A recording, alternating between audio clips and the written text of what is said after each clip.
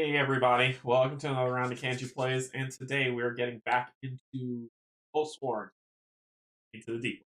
I took a little break from it only because, not for any other reason other than it was the month of horror coming up. I played the game Summit there, and I believe last Tuesday where I wasn't able to play, I had another prior came up, and I couldn't play, so we didn't play it last week. But I still plan to continue to go through the story as I think it's freaking awesome. Hey Yogi, what's going on?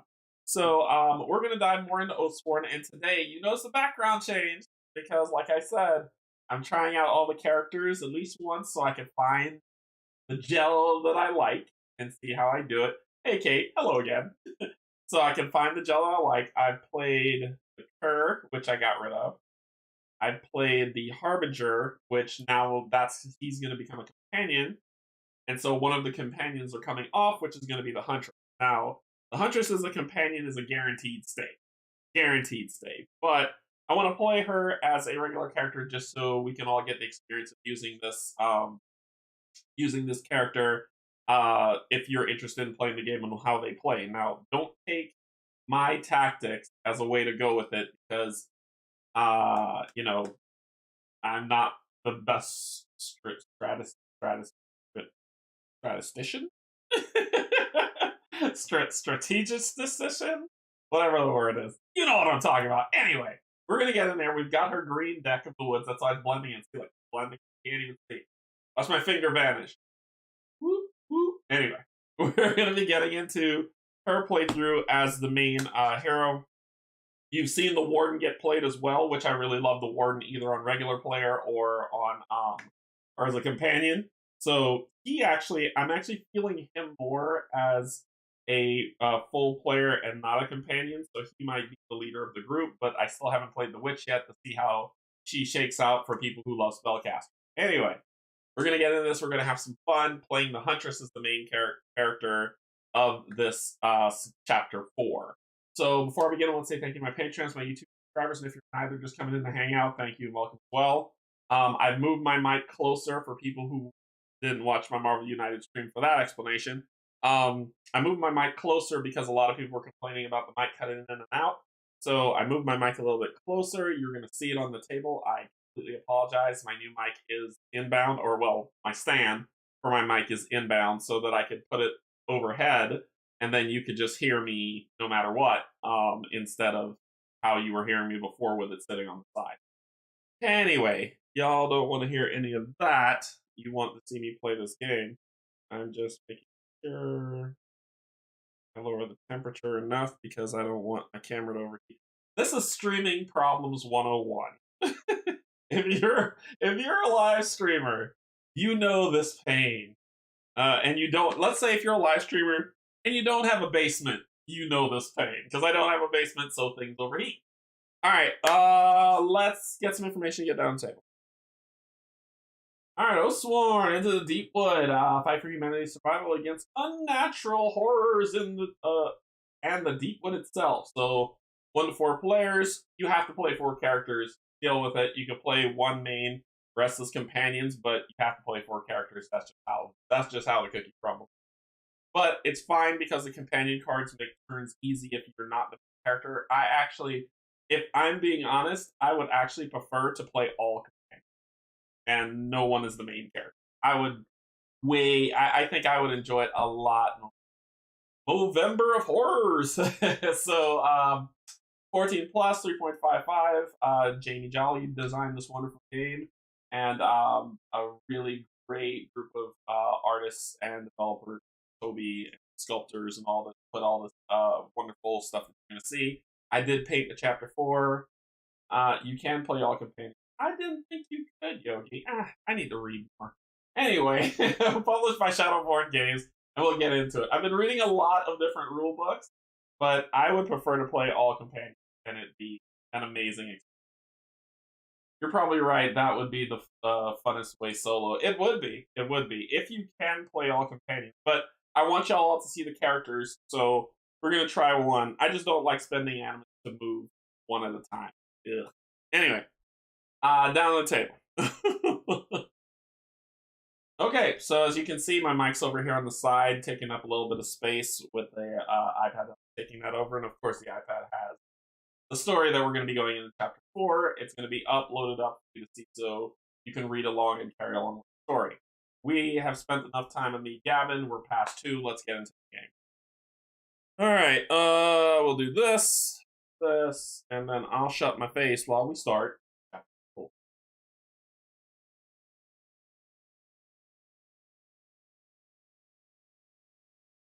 All right, so there's some instructions before stuff happens. All right, instructions. What does it say? Open mystery box Z and place its contents nearby. What the hell? Okay, if there's something else I had to paint, I'm gonna be pissed. Open mystery box Z and place its contents nearby. You may look through the contents of box Z. Place the chapter 4A time track at the bottom of the play area. Let's find. So this is Z, as you can see. All right. Yeah, if because I was like, if there was something else I had to paint, I was gonna be furious. Anyway, oh, it's tiles. Okay, we're walking in the Deepwood, and it's unopened as you can see. This is I'm no spoilers. Any spoilers that anything that you see is the first time for me. So let's pop this thing open. I don't slice my hand off. All right. Okay, a lot of stuff that's gonna. I don't know what's gonna happen. We're gonna put it face down because this is journey. So it says, let's see, and place the contents nearby. You may look through the contents of box C. Place the chapter 4A time track at the bottom of the play area, which I did. Location time tokens that were in your free company bag are refuge tokens in the chapter. Okay. Take a time tracker depicting the same value as the amount of rations you have recorded on your free company. Ooh, I wrote it down. I did write it down. Oh, here it is. I was like, what? There we go. We've got 11 rations. All right, 11 rations. That's how much we had from. As Kate found out, I can't do math properly. So we got 11 rations. So there's the 11 ration token. And it says here. All right, so take a time tracker token depicting the same value as the amount of rations you have recorded on your free company. This will represent your rations during the chapter. Change the tracker token as you gain or lose rations. Okay. Read the Deepwood journey rules for mystery box. Okay. Place the first 5 tiles. Well, it says read first. Let's follow instructions, children. All right, so Deepwood journey rules. The Deepwood journey mechanic is a new form of navigation sometimes used while in the Deepwood. There are 2 types of standard tiles, clear and block. Clear tiles represent areas where you can forge a path. Block tiles are areas you cannot travel to, represented by fog, sorrow fog. The tiles are not numbered, so you need to place standard tiles in specific places. The tiles are connected to one another along the north, east, south, and west sides. You may move between these tiles when told to choose a direction to go in. When you choose a direction to go in, perform the steps on the back of this card in order. Okay? Those steps are: move the free company marker onto a clear adjacent tile. Add any one time token or location token to the time track. Do not use refugee tokens for this purpose. Complete any time track triggered event. Go to the new entry for the direction just chosen in either companion app or storybook. Place new tiles, see rules, card 5, to the board. Why is this not in like a big slip that you can unfold? Read the entry for the new location you are in. Repeat steps 1 through 7 when told to choose a different direction to go in. If you use the companion app, ignore any journal entry triggers on the time track. The app will automatically display it. If you use the storybook, see additional rule cards. If you're using the storybook, see additional rules on cards 3 and 4. We don't. If you're using a storybook, keep your position storybook marked at all times. We don't need to worry about that. Placing new tiles. Upon entering a tile for the first time, you'll be presented with an image showing the central tile where your free company is and the surrounding tiles that connect the 4 edges. Place each of the tiles as shown. That's the example, and then there's the direction of the tiles, north, south, east, west. There are also a number of special locations in the Deepwood Journey deck. Place these on the tile your free company is on when told to do so. And that's the instruction. Okay, so these are... don't know if I should shuffle these, because it just says place them nearby. It doesn't say shuffle. So I'm following instructions. That says, open Mystery Box Z, place the contents nearby, look through the contents of Box Z. We got 4A on the time track. We got our food set up. Read the Deepwood Journey for Mystery Box Z. Place the first 5 tiles as shown in the image below. Place the first 5 tiles as shown in the image below, and place the free company marker on the central tile. Important. If using the storybook, always keep your position in its marked and never blah blah blah. But alive. Between fleeing the fall of Bastone and the worm attack, you get turned around. Thankfully, you have your lifeline, your compass. Verum is southeast of Bastone, but without the guidance of the wire road, you could be off by leagues and never know you have passed it by. You have to find it. The wire roads were laid down hundreds of years ago during the First Crusades to reunite mankind and reclaim their homeland from the Deepwood. Inevitably, they were pressed back into their cities, and now the wires are all that remains standing from those bloody campaigns. Built on the old roads, you know they run as straight as the Deepwood would allow. As you deliberate, Grey Cane rummages in his satchel to reveal a stack of papers he saved from the collapse of Bastone. Many seem to be poems and stories, but several are maps. I thought these would come in handy, he says. Take a look at this. I have no idea where we are on it, but if we can find out, we might be able to find our way back to the wire. Okay, I hope you enjoyed that. I was doing setup while that was happening. So, but it's that setup. So basically, that's what I have. So you see the 2 brambles dead ends. There's this side and this side. So that's how I have it set up, and my free company marker is in the center. Okay.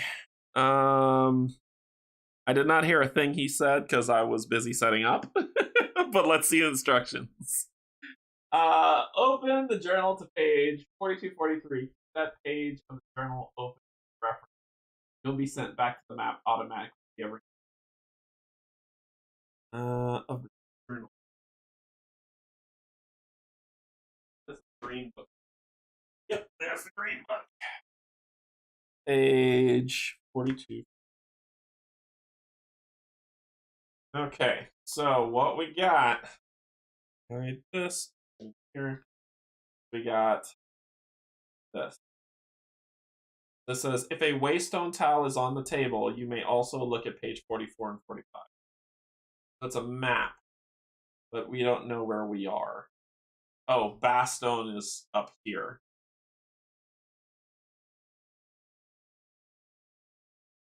If a waystone tile is on the table, it's not on the table. Baron is south. Bastone is here. Then there's Prick Thistle, Martin Mill. I'm assuming we're close to Mornford, where there's a waystone, but I'm not. Then down here, there's a picture of a lovely little monster down there that we probably don't. All right, so we'll just put that down on the map for reference for now, I guess, and close that. Choose a direction to go. north or east? We're gonna go east. We're lost, Canje, save us. So I wouldn't count on that, Yogi. I have my track record today has been losses, so we're gonna go east. Deepwood has thankfully been a long one. Most who enter don't last more than a handful of hours under the canopy. But your party has made it through. The shadows lengthen, and you need to find shelter from what stalks the night. You call a halt for the day. Exhausted from the march and the weight of terror they have been carrying, the civilians slump against the base of the trees, and a few begin to build a fire. Okay. So we moved. How I'm understanding this. I'm understanding this card is it says when you choose a direction to go in, perform the steps on the back of this card in order. What it say? It say that. That's what it say on. So let's do the order. Move the free company marker onto a clear adjacent. So we went east. Boom. Add any one time token or location to the time track. Okay. Complete any time track triggered events. There isn't any. Go to the new entry for the direction you chose in either companion app or storybook, which it did. Oh, wait, shoot. I'm on B. I should be on A. That's why I'm screwy. Okay, so that time triggered event did happen. All right. Place new tiles. Rule card 5. All right, so placing a new tile. Upon entering a tile for the first time, you will be presented with an image showing the central tile where your free company is and the surrounding tiles or edges. Place each of the tiles as shown. Okay. What? Upon entering a tile for the first time, you will be presented with an image showing a central tile. I don't have an image. Okay, the app will do it for you. Okay, so then I need to figure out what to do. Okay, so do we want to?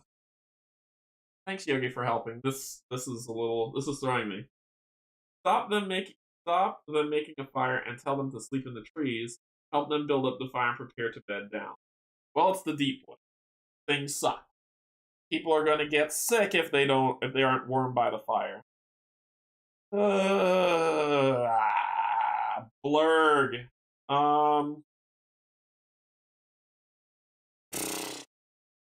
People are going to get sick if they sleep. I think they need to sleep in the trees. I'm going to stop them from making a fire and sleep in the trees because I'm like. I know, Emil. I know. That's why I was like, stop and be like, what are you crazy? From his backpack, you raise your hand. No fires. These people don't realize how dangerous it is to draw attention to yourself here. If you sleep by a fire, you're just warming the meal for the thing that eats you while you sleep. We'll sleep in the trees. Now, get up and climb. Before long, the party is off the floor and hidden amongst the dark limbs of the sprawling trees. Later that night, you wake to a thud from the darkness beneath you. Something big is moving below. Terrified eyes look to you from amongst the branches, and you raise your finger to your lips. Hands clasp over mouths. Some begin to shake in fear. The thing below you sniffs. A deep, predatory rumble rolls from its throat. Then a snapping, wrenching noise can be heard. There is an animal's squeal in the dark, and then silence. The beast has found prey, but thankfully, it is not you. It lumbers away, followed by a collective sigh from those clutching the tree limbs. You look to Greycane, leaning against a trunk with his legs stretched out before him. He has slept through the whole thing. Okay. Sorry, Yogi, what you saying? I also think you've put one 11 supplies. Did I miss something? Okay. I feel like I'm missing something, but okay. You said the app will tell me what to do, so the app will tell me what to do. Instructions. All Oathsworn game and defense code.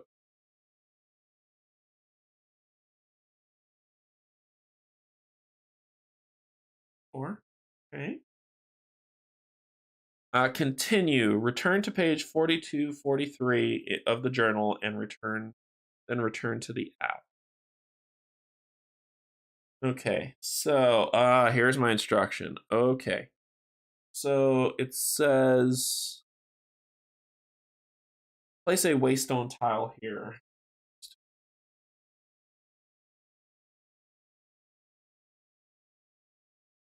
I think I know where we are on the map now. I think. So wherever this is going to get replaced with a waystone tile. Sorry, you're not seeing anything. Wherever this is, I believe, will get replaced with a waystone tile. Okay. And Previous age stands before you. You pull the moss and scum from its surface to reveal the inscription below. Time has worn thin its lettering, and you can only make out small indentations on its surface. Greycane comes to your side, proffering the map. There seems to be two locations on the waystone. Checking your compass. The top one points southwest, the bottom inscription points south. You know Verum is southeast of Bastone. okay. So that's your instruction. Open the journal at page 44, 45. You may look at both pages.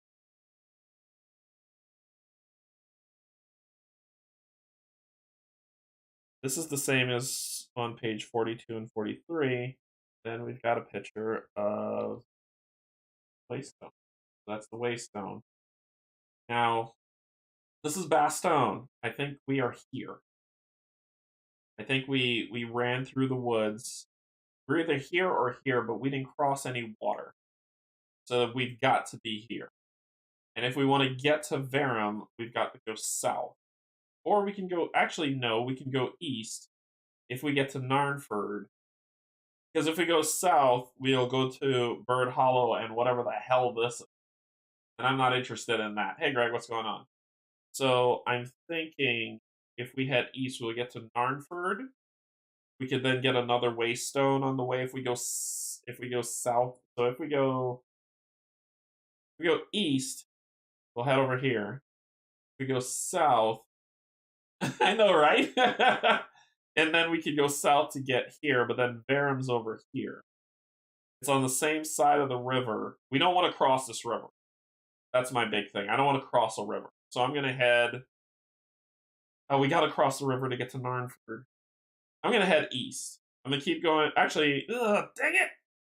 Because it's north, south, east. So I'm going to head east to Narnford.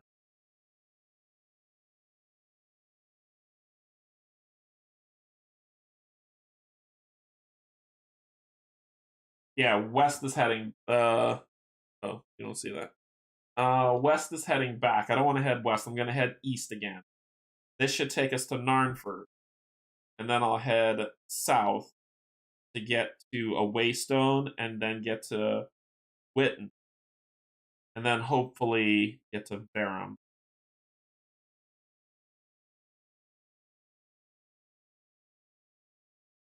I have to go off-road and cross a river. Okay, let's try it. We're going east. Run east.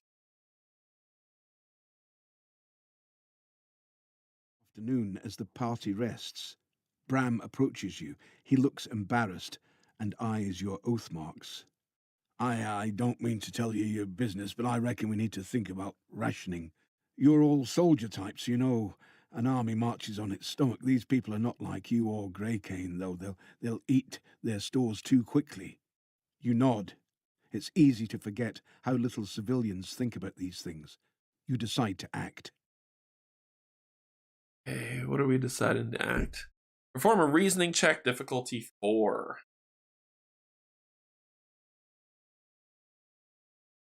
I have to roll dice. I'm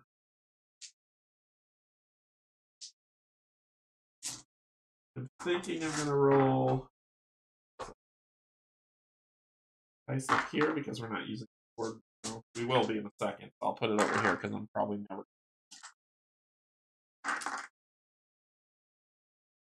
Here. And we're gonna roll dice for the check. But I'm out of this game a week and I forget everything.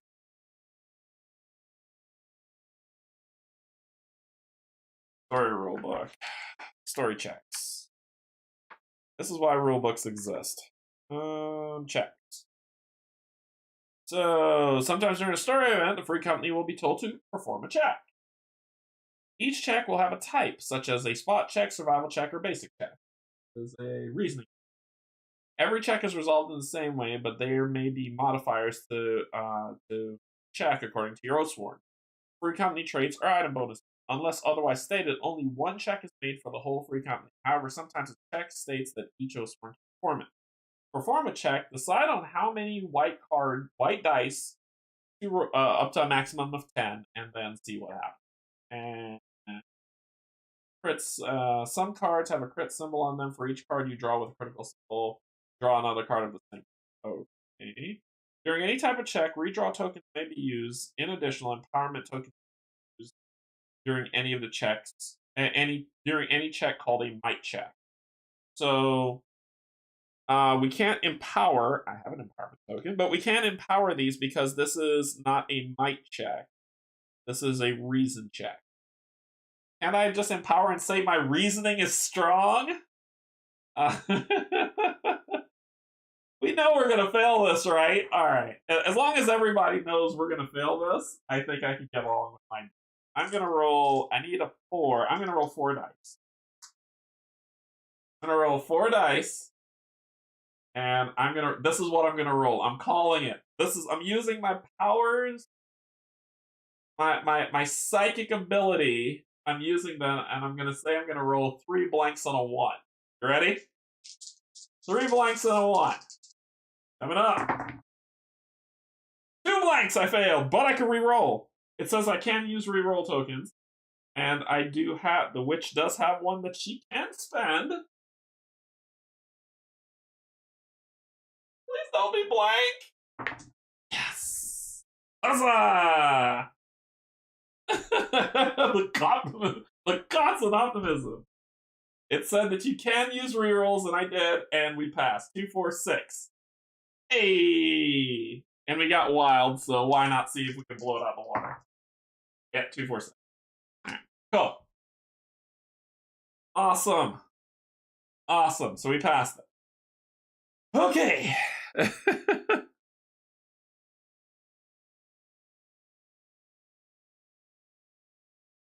Your experience and agrees to hand over control of the rationing to you. Sweet baby Jesus. Thank you. All right, so here we go. Instructions. Each Oathsworn gains a battle flow token, which I think is beautiful. That was a well-established thing. Okay. If Lysine is with you, Lysine should be with me, I believe. Yes, she is with me. I did rescue her. She is our friend, and she is here with her see-through card. We do have Lysine. All right. Lysine. She is struggling with the journey. Her wounds from the burning back in Bastone and whatever she did at the wall have obviously taken the toll. As if aware of your thoughts, she straightens her posture and walks up the column towards you. I need to explain myself, she says, slightly embarrassed. It's the least you deserve after what you did for me. My life is in your hands already. This cannot make things worse. People sharing ghost stories would call me a blood witch. I cannot do what they think, though. I can twist blood when it is outside of the body, but I cannot turn men to puppets or boil blood in your veins. I don't know how it works. I can just feel the blood. She trails off. I want you to know I have never hurt a person on purpose. You try asking her more about it, but she is loath to speak more on the subject. Mine her as a witch! Alright, so then this says continue, return to page 4243, and continue on. Alright, so choose a direction to go. Alright, so our next direction. Oh, we went east, right? We went east, right? Yeah, we went. So let me hide this since we went east. Our next direction now is brambles to the north of us, pathing to the east, pathing to the south. Okay. Oh, you can't see that at all, can you? Can you? Brambles to the north of us, passing to the east and passing to the south. Okay. So this is our map direction. So it says choose a direction to go. All right, so we're heading east. My thing is we could head south, but I don't know how. Here's my trouble with this thing and why it's causing me all types of agita. So I don't know I don't know how far each step is on this map, right? This map here. I don't know how far each step is. And that makes things difficult because we were here at this. I know we were at this waystone. I know this is where we were. So if we head east, otherwise we have to find a waystone. See, that's the thing. It's thematic, not logical. I'm running with thematics here. We found the waystone. There are 1, 2, 3, 4, 5, 6, 7, 8 waystones in this place. And we could be here, and I've just led us even further away, but we didn't cross a body of water. Or is that the road? Crap, if that's the road, I think we took us in the wrong direction, and we're heading to Martin Mill. This has to be the waystone. So it's one of these two, and we never hit a village. So, oh crap, it could be this. No, Baston's this way. I was like, it could be this, and I'm walking us into death, but no, Baston's this way. The Baston's that way. We're here. I took us east and east, which means the next one is Martin Mill. Or that's the waystone that we were just at. So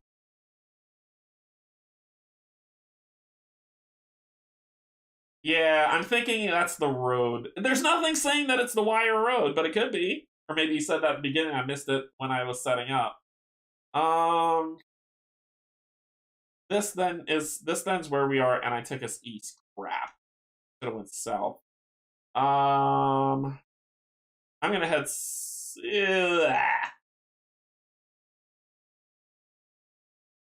I'm gonna head south now. If I took us east, but I didn't pass a body of water, so we're here possibly.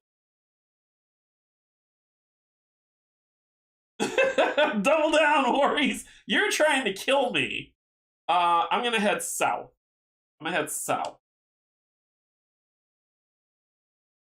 South, that will tell me, that will help me triangulate where we are. I'm gonna head south. South, Miss Tessmacher.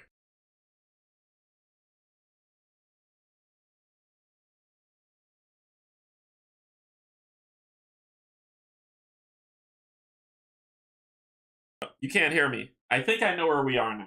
I think I know where we are. So if we make it through this Deepwood event, we will find another waystone. If we make it through this Deepwood event. Alright, before I shuffle that up, let me do this and do the setup. So we went south.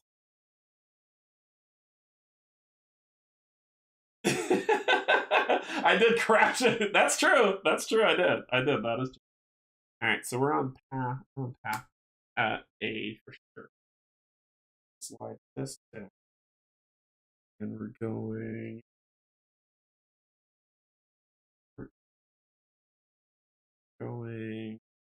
what's south? We have here, here, here. So let's shuffle this up. See. I have no idea where we are, and we're probably going to die. I'm just gonna let you know that now. But we're resolving a Deepwood event, and then we're continuing on, and I'm gonna go south again. And if south again is a waystone, I know exactly.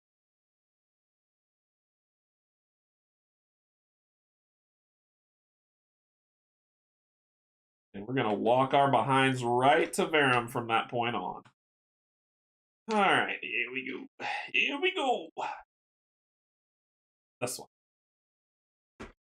Alright, it says if Dane is part of your company, if Dane is not Sir Arthur Dane, Sword of the Morning. Sir Arthur Dane is part of our crew. If Dane is not part of your company anymore, archive this event card and draw another. But he is. Dane finds a small pond. The frick? And asks you to let him try and catch some food. The fish that survive in the Deepwood tend to be edible, so you agree, telling him to be quick and cautious. Oh. Roll an unused hit point die and gain the following reward. Okay, so I need the ration rules. Should we be at 10 rations? I don't understand. I apologize. I missed this. So Yogi, if you know, should I be at 10 rations now to be here? Or 9 rations to be here? I don't remember. I think it's a ration per day, right?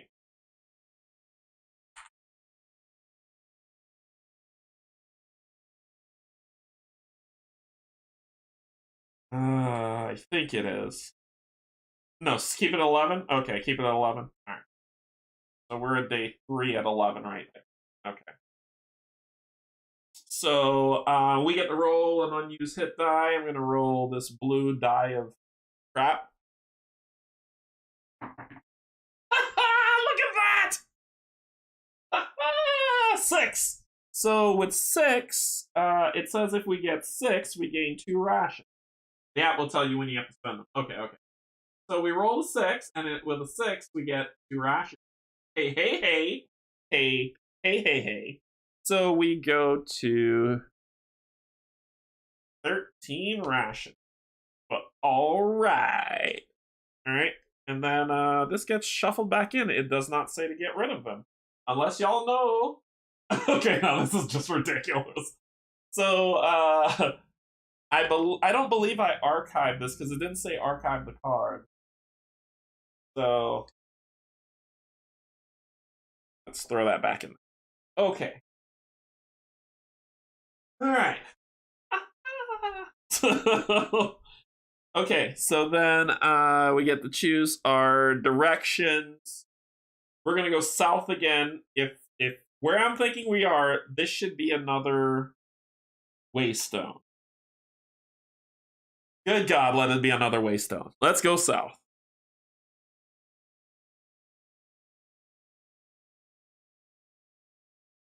What ass is that? Okay, so first so we go south. There is this.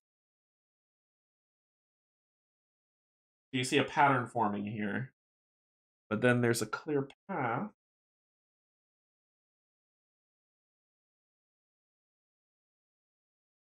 Around 4.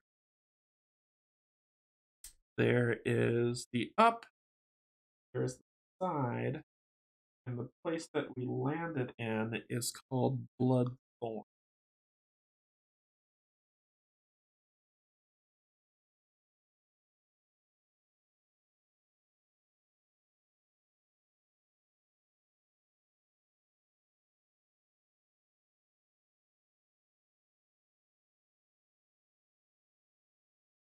I don't know what that means. You're telling me something. I'm like, I don't know what that means. What does that mean? Okay.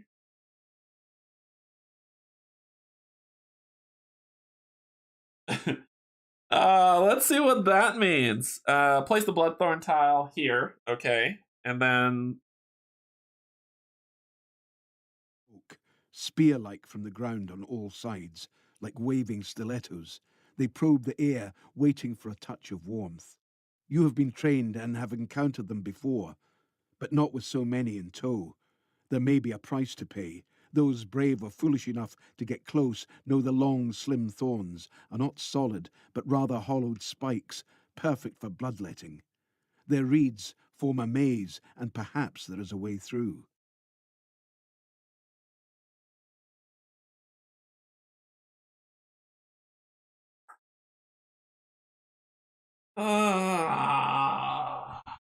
If you wish to head into the Blood Thorn, choose the top option. Otherwise, go north or east.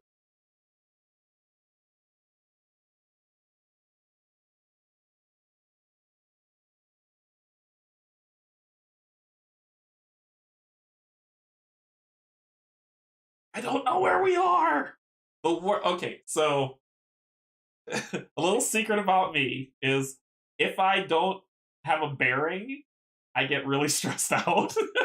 I was like, I need a bearing. I need something to say that from that position, I can go anywhere else around and I know how to get back to that position. And that's me, right? So when I move to a new city, I always find a centralized location. And then no matter where I go exploring to figure out the city, I know where the centralized location is, which means I know how to get home. This is giving me nothing but stress because I don't know where I am on this stupid map. I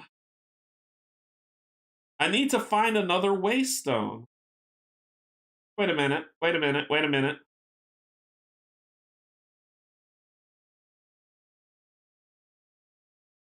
Wait a minute.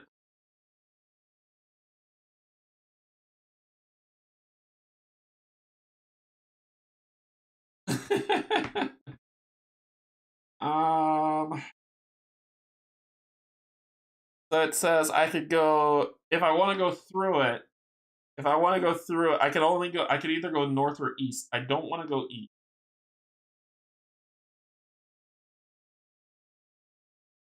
The brambles of the Deepwood. I'm probably oh my god. I am probably right here. And I'm in the Deepwood. I think I want to go south again. Oh, yep, yep, you can see the map. Yep, yep, yep, yep. Zoom.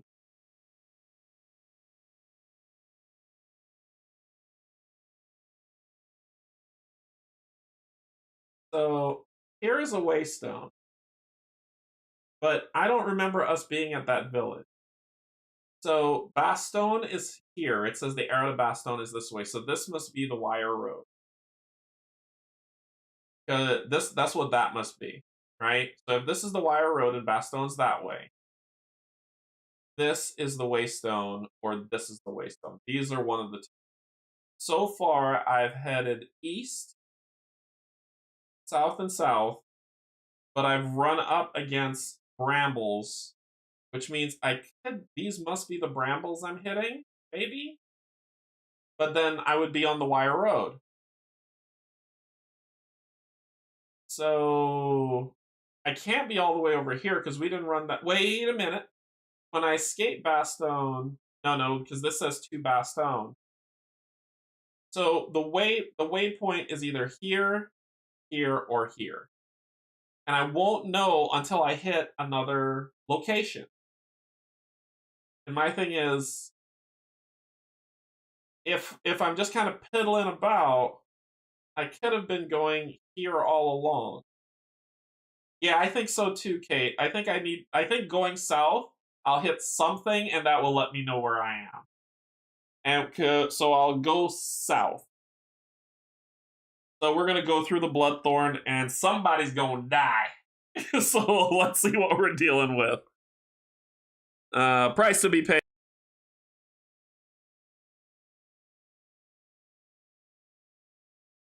Nothing happened when I said I was doing that. Okay. Oh, instruction. Alright, so the instruction says each Oathsworn performs a survival check free. Each Oathsworn that fails the check loses 1 hit point. If no Oathsworn fail, each Oathsworn gains a battle flow token. As a group, perform a basic skill check, difficulty equal to the number of refugees tokens you have. 5. If you fail the basic, lose 1 refugee token and 2 rations. Okay. Alright, so let's do our checks. Each Oathsworn, difficulty 3. And we'll lose 1 health. This health loss crap is driving me crazy. Going into a fight beat up is kind of rough on a brother. So you don't have anything other than, well, I can use my no, because this has to succeed. So I'm going Harbinger, Huntress, Warden, Witch. Harbinger, Huntress, Warden, Witch. This is the Harbinger. So I need to beat. Harbinger succeeds. Next up, the Huntress. Huntress succeeds. I got. Next up, the Warden. Warden succeeds. Next up, the Witch. The Witch succeeds. So we all succeed. Each Oathsworn that fails to check loses 1 hit point. If no Oathsworn fail, each Oathsworn gains a battle flow. Don't think it's rigged yet. Remember, I got to roll for people. So then it says, as a group, perform a basic skill check. Difficulty equals the number of refugee tokens you have. I still have that 20 token, so I have 1, 2, 3, 4, 5 total. So I have 5 total, so the difficulty is 5. If you fail the basic skill check, lose 1 refugee token and 2 rations, which means 2 people died. And I need a 5.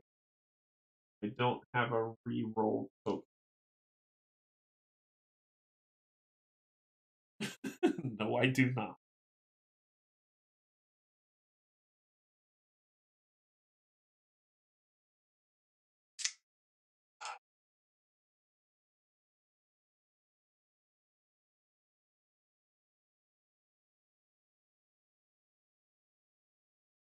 I don't know what to do.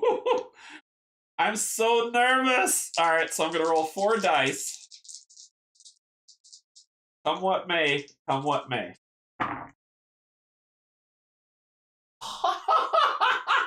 Yes! Yeah!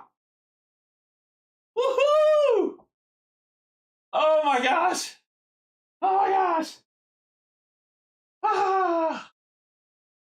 Oh, my heart! Y'all are gonna watch me have like a coronary on this thing. Oh my gosh, look at that! We succeeded. Oh my gosh, everybody's good. Everybody's good. Okay.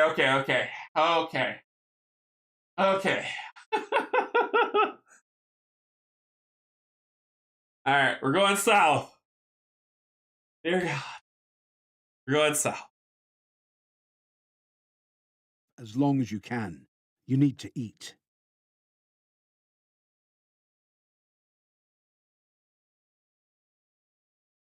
Okay. You put this off as long as you can. You need to eat. The free company and each refugee token needs to consume 1 ration, 1 per the whole free company. You may choose who to feed. Free company. Each Oathsworn loses 1 hit point. Each refugee token that does not eat off. Alright, so we've got to feed 6, basically. We have to do 6 rations. The free company and each refugee token needs to consume 1 ration. 1 for the whole free company. You may choose who to feed if the free company does not eat those 1. Okay.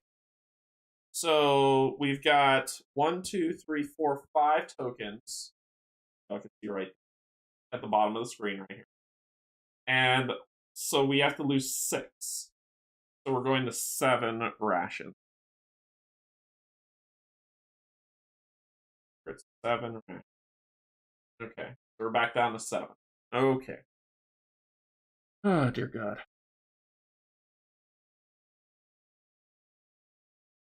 Okay. If you have Dane as an ally, I do have Sir Arthur Dane as an ally. Exhaustion now shows on their faces beneath the grime and sweat. To one side you notice Dane. He is sharing his ration with one of the women from Bastone. She is crying. He puts a protective arm around her and whispers something into her ear. She nods and wipes her eyes. It is comforting to see moments of humanity in the brief connection between the two, one that is in stark contrast to the promise of death that pervades everything else here. All right, continue, return to 4243 of the journal, and return to the app. All right, so we are. I gotta face that out. All right, so we gotta move this up some more. I like the thematic part of all of this. I really, really do. Just crap out. I just need to know where we went south. Which means we've got boom.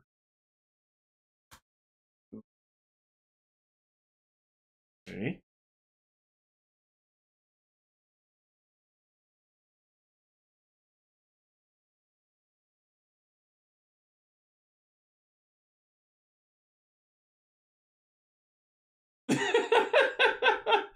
If I knew where we were, I could do this, Yogi, but I don't. It's been pretty clear so far. That's the thing. This could be brambles. This could be water.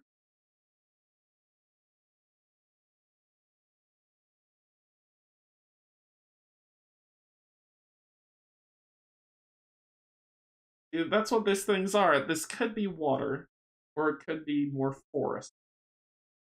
It's just a block path. I'm gonna go south again. I'm gonna go south again.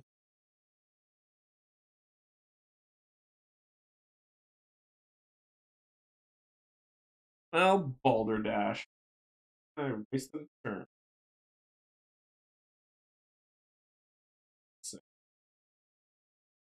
So, south was not the way to go.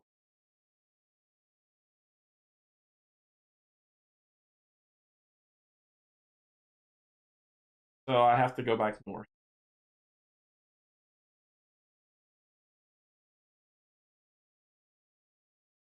Then I will go. Wait a minute. Wait a stinking honking minute. That might have been a clue. That might have been a clue. So wherever we are, it dead ended south and we couldn't go. So this is a waystone. No, this is a waystone. Block, block. Edit. No. Dang it.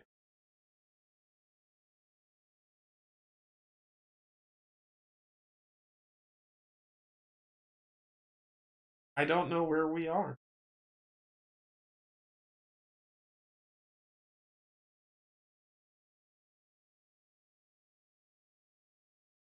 Hmm. I think it was a very telling piece of where we got to. We could be here. And instead of me, but why go east? Okay. All right. I'll trust you. I'll go east. I trust you. Well, let's go east. You know where we are. Let's go east. Okay, you sound like you know where we are. So on the map. So I'm going east.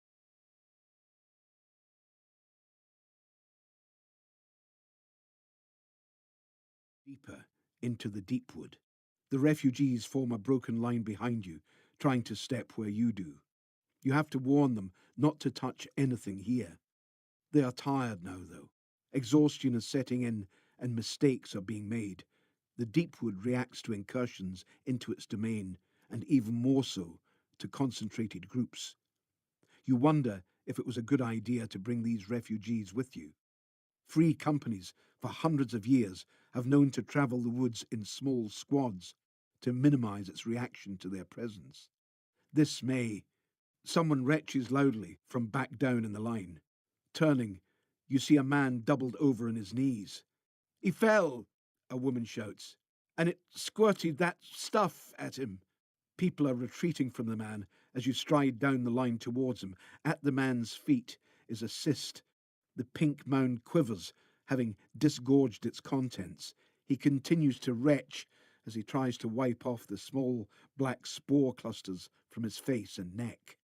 So we're going to have to kill him. Perform a reasoning check, difficulty 4.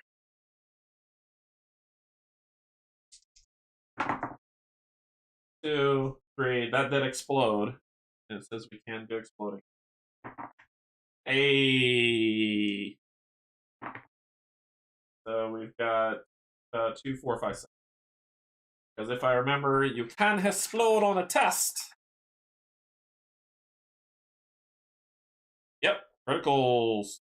Yes, you can, good people. So we succeeded. So we passed. Pass a reasoning test. 4. Cool. Yes, we did succeed. The man's wife goes to aid her husband. Before she can touch him, one of you takes her by the arm and pulls her clear. She balks at her restraint. "Let me help him," she says angrily. "You can't," you reply. "No one can." The man continues to retch. The spores are working their way through his system, and you know they will slowly consume the man until his body collapses, creating a new cyst on the Deepwood floor.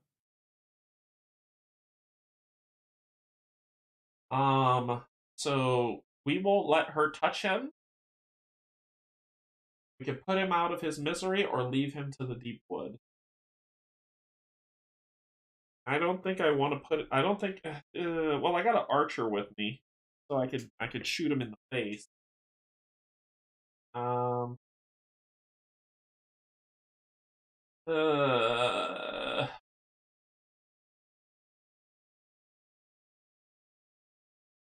What do y'all think I should do?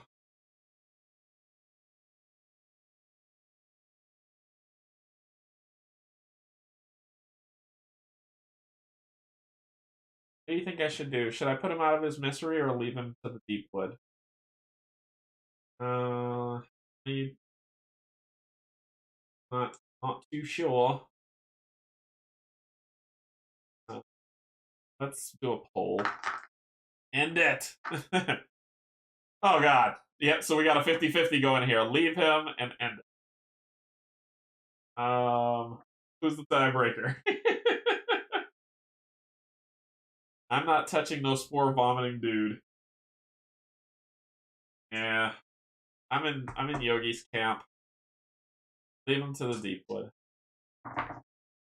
Alright. Let's leave him to the Deep.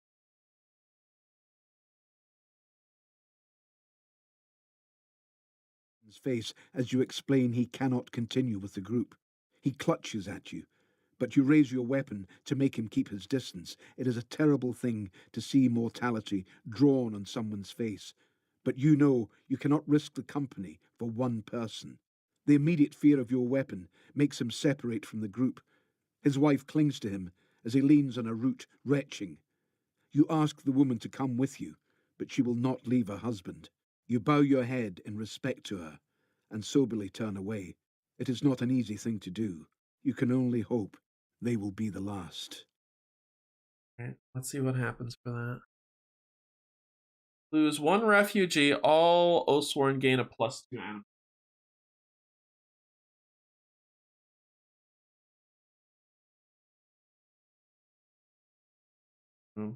And we lose. Awesome. Okay. Alright.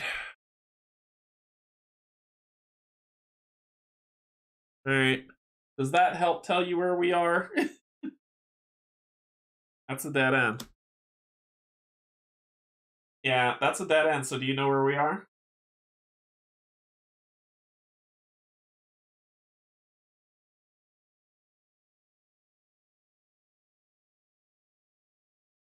Okay, it was like if it's blocked again, we know. Hold up the map. I think I know. Okay. I'm open. I am so lost and stressed out. I'm stressed out because I'm lost.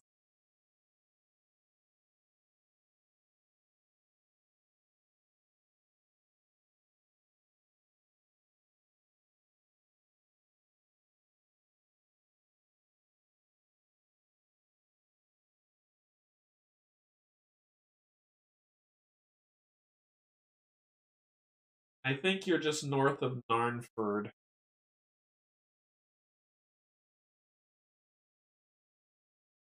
So you think I'm here? This is the waypoint that we found then. So then I'm here. There's Narnford. You have to go west maybe, but north a touch and then south. So I need to go. I feel like if I go west, I'm going to hit a dead end too.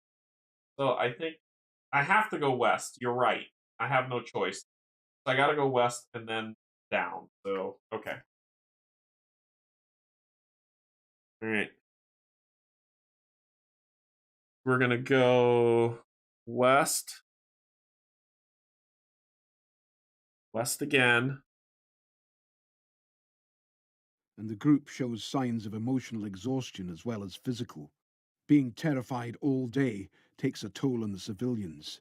Fleck for a fable, Greycane says, smiling.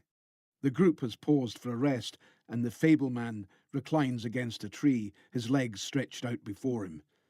He knows these people can't spare iron for a tale, as is the fashion with fablemen.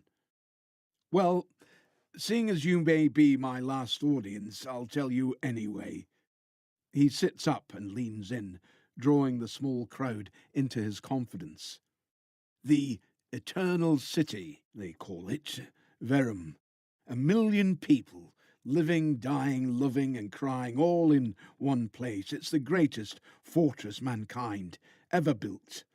Walls so high you can't see the top. It has never been breached, not once.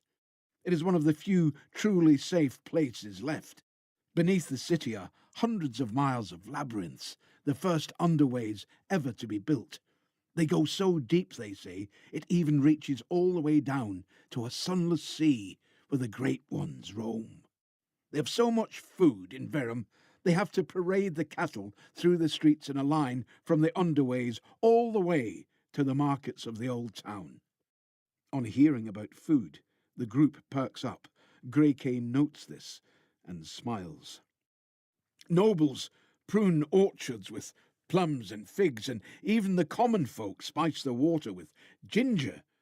Once a boy fell from a window 3 stories up, only to land completely safe in a pile of puddings. Now the rest of the group are smiling. Above it all stands King Fabian, a mighty warrior, and more than that, a good man, one who sees justice is done for high and low alike. He is the son of the great king Mandrin, who crushed the Underway's gangmasters, finally making the water flow freely to the surface again after the 100-year drought. The ears of the group are peaked as Greycane continues to weave a tale of Verum. With fascinating skill, he paints a picture of a hopeful land and the promise of a good living to come, if only they can get out of the Deepwood. You see the importance of what he is doing and let him continue. You almost want to believe it yourself, but one thing stops you. You have been there. All right. Yep, yep. We're going to go west again.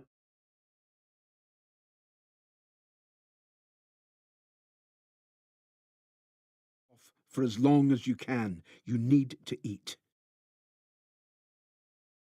Okay.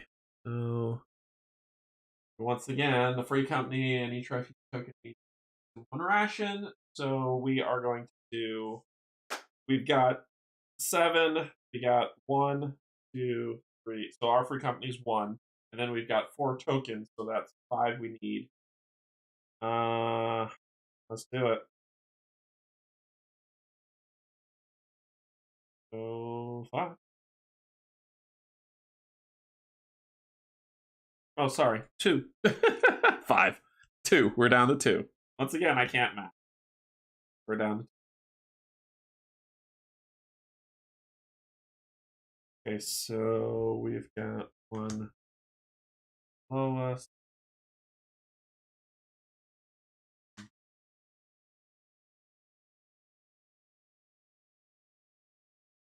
Right to the left. All right. And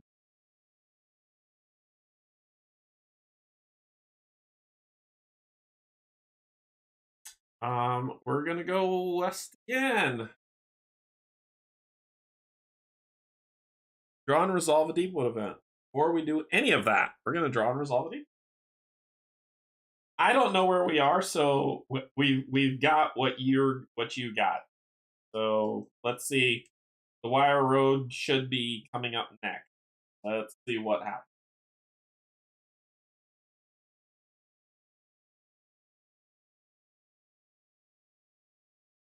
I mean, if someone read the dang sign, is there a sign?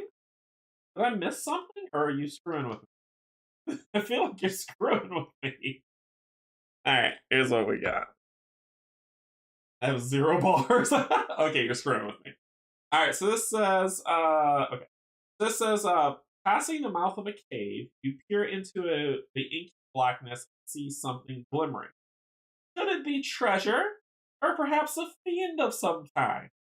There are many tales of both being found in such places. Do you ignore the glimmering object and avoid the cave, turn the card over, or investigate the glimmering object and turn the card over? Are you mad? I think you might be mad. So yeah.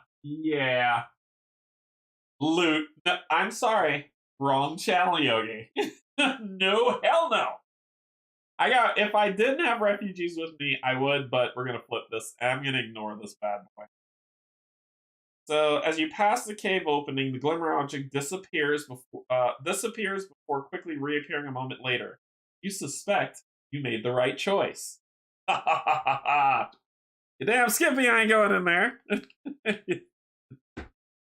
No. All right, so we're going west again. Where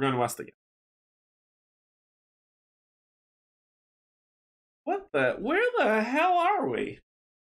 Oh wait, nope, I can't go south. Holy crap, we're lost.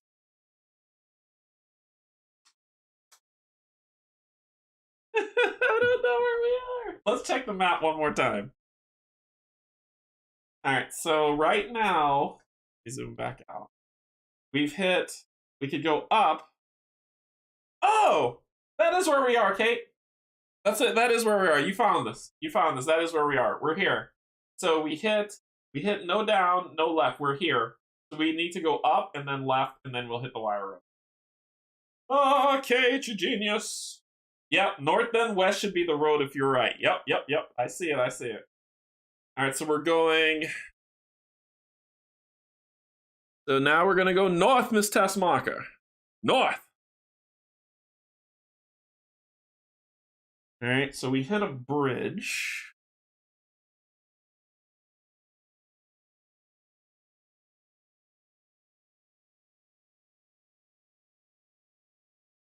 At a bridge. This goes.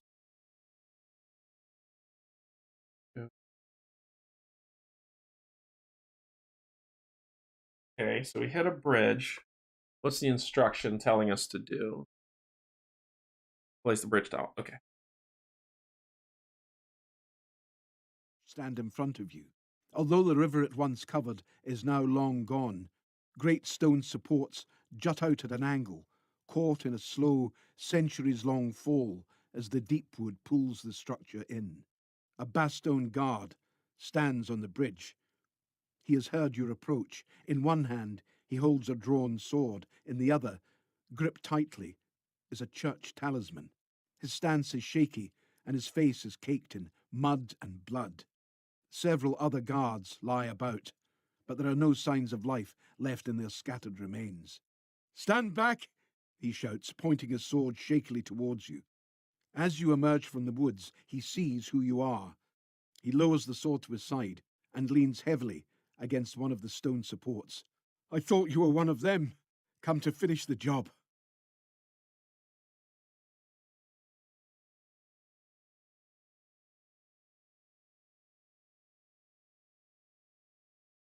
Sorry. It says if you have the exile in your free company, I do not, so otherwise. Your hands outstretched to show you mean him no harm. The fallen guards beneath the bridge have been torn savagely asunder. Their wounds are from primitive weapons, horns and rusted blades made by wild strikes with brute power and precision. Reasoning check 4. So this tells towards the combat that we'll probably have to do. So reasoning check 4, 3 dice. That's a failure. Right there. So we fail that. Yep. That's a big old failure. That probably would have gotten us some more tokens. Soldier, you ask. Remembering his training, the guard stands straighter. He starts to say something, then stops himself. Luck, sir, he says. My squad and I were on the wall. That beast toppled it and we were thrown into the trees. Heaven knows how I survived, but I fell through a branch and made it to the ground. The rest of my squad was dead. I wandered about and ran into another squad, headed out of town, joined them and made it here.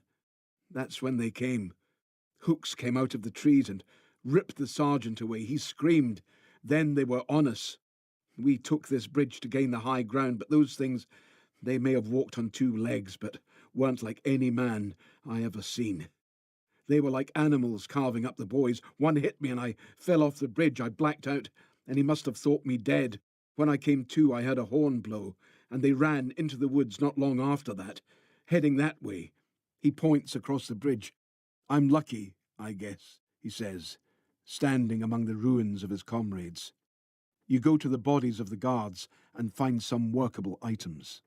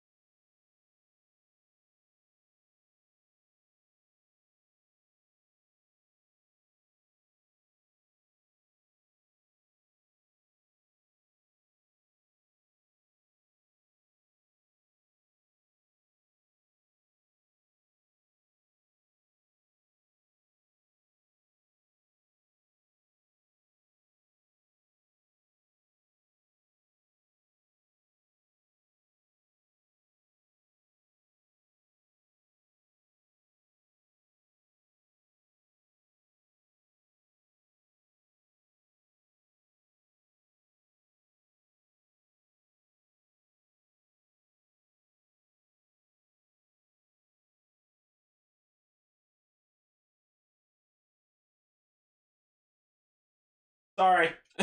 Sorry, thank you, sorry. Yeah, I mute myself so you don't hear feedback. So I was saying, after we roll back, that we get to look at the chapter 4 common item stuff. So let's see what the common items are. We've got countryman, a journeyman cloak, which is here that gives us move 2. We've got a tome that says use 1 combat token as if it's any other combat token. We've got a quarterstaff, which she doesn't need. She's fine with her walking stick still. Yeah, it really doesn't help her.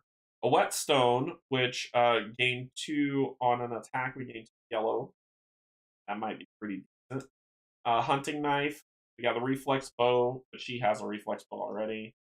This one I was looking at, which was leather armor, it gives 2 and it gives a move 2, which is actually pretty cool for her because that will just give her a lot. I don't have to spend freaking animus to move, and her range is not stupid anymore, right? It's very limited.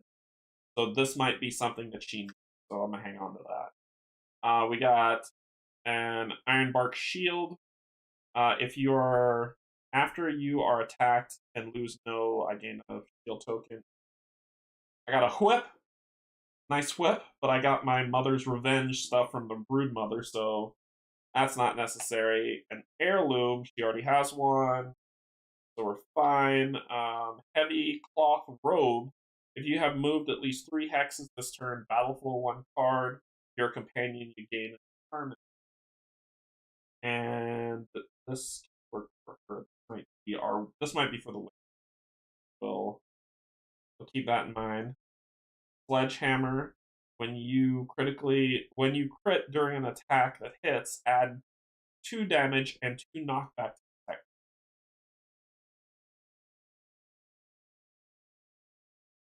I like that a little.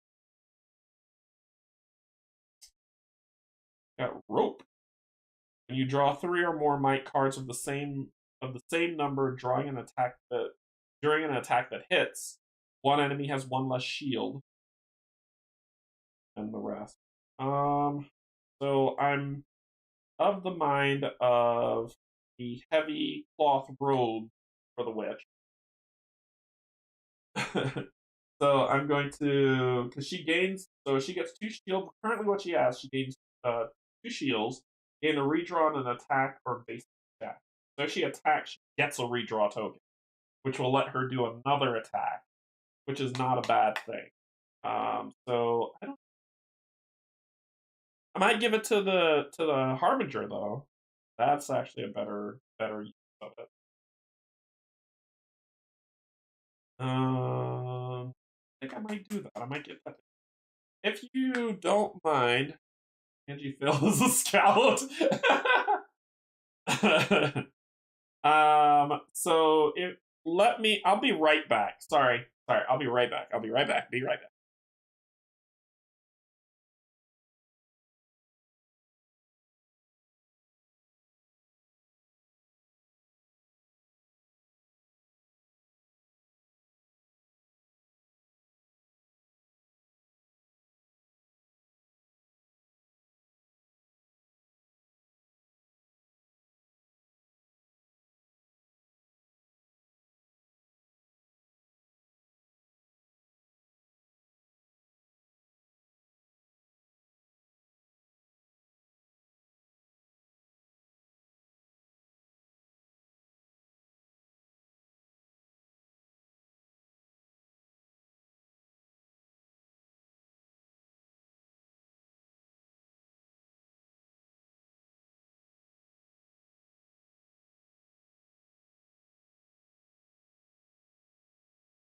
All right, I'm back.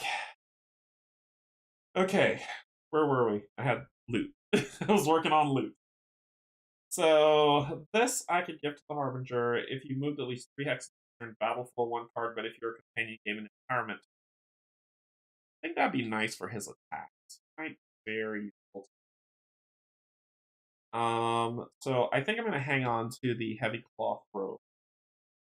I'm gonna hang on to the rope only because it says when you draw 3 or more might cards on the same number during an attack that hits, one enemy has 1 less shield during the attack. That might be fun. The Journeyman Cloak might be nice too, because that gives me some move. I'm gonna hang on to that. Because it says each Oathsworn. This leather. Eh. Before drawing damage for your first attack of the round, a red. It's actually better than the Mother's Revenge is cone.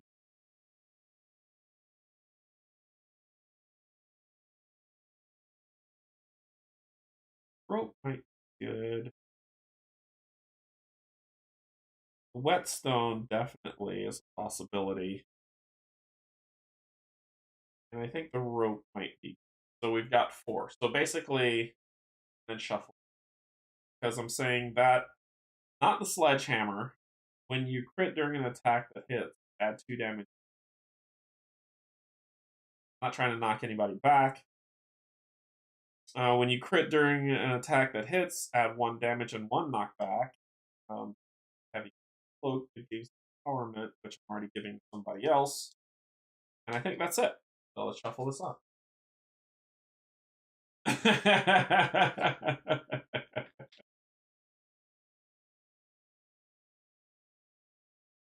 So we'll shuffle these and put them back.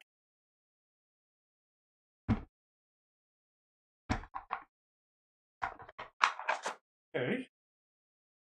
All right, so let's see what's going on. We got a lot of stuff in the backpack. So you may store up to 20 items here. So we've got 1, 2, 3, 4, 5, 6. Oh, I got a potion. 7, 8. Ooh, a piece of candy. So we will give the cloak, throw this in the backpack, give the heavy cloth robe to you. We will give the cloak for move 2, because we can have 2 gear cards, to the huntress for that mobility. We'll give the whetstone, you can have 2 gear cards, to you, and we'll give the rope, yeah, to the witch. The witch, burn her! Right, and the rest. Cool. Cool. Okay. Easily decide. Alright. Gain ally card 12 lucky. Add Deepwood event card 20. Okay, so let's do this one at a time. Gain ally event card. Or gain ally card 12. Like 12 lucky. Okay.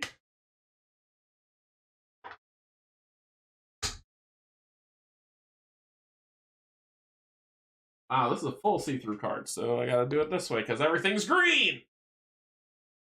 Why wouldn't everything be green? So we've got lucky. Touched. Lucky will never be targeted by an enemy for any reason. This includes area of effect attack. Quite lucky. Okay. So Lucky is with us. Alright, what else happens? Add Deepwood event card 27. Cards.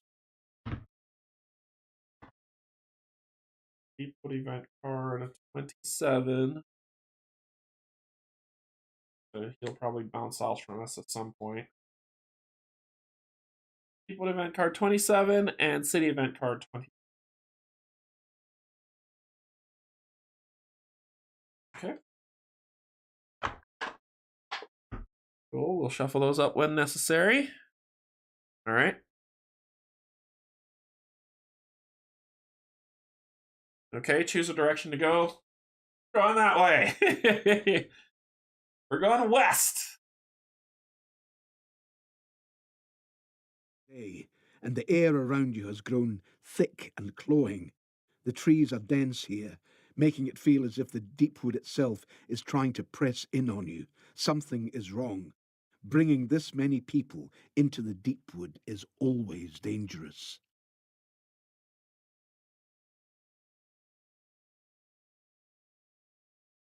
Okay. From a basic check, difficulty equal to half the number of refugees you have tokens for, so it's 2. So I have 2. So I have 4. So half of that 2. So the difficulty is somewhere. Let's just keep getting in the way. All right. So I'm gonna roll 3 dice. Look at that failure. Can I use? What can I use for rerolls on here? What can I use for rerolls on these tests?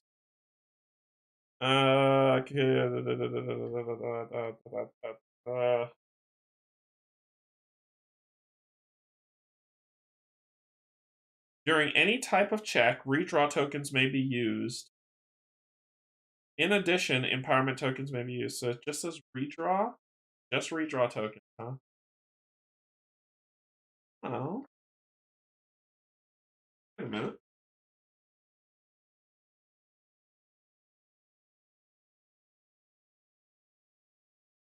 Just seeing if I have any. Yeah, I don't. I don't have any redraw tokens. Does it say anything for companions? See Appendix 1 on page 16 for full details on using combat tokens. For each redraw token, discard one drawn card and draw a new one of the same type. Yeah, I think redraw is all you can do. Check companion rules. Okay. Companion cards, story 6.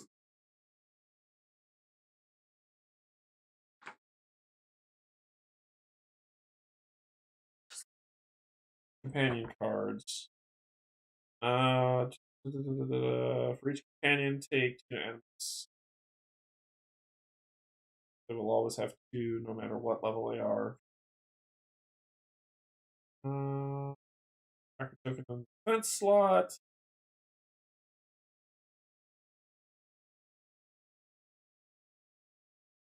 I don't know. That's the thing, I don't know. I know in combat, those tokens mean something different. Because it says for the Animus, companions use these tokens differently. See page 9 of the encounter rulebook. Same thing with redraw.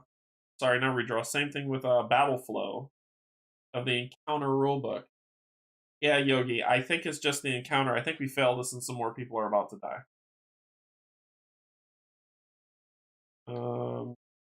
The encounters do it, but that's it. Let me see. Redraw tokens. During the story encounter, after drawing an Oathsworn Might cards, you may spend any number of these tokens. For each token spent, immediately redraw one card. Yeah. So it's just for combat. So I think got 2 blank. It happens. It happens. Okay.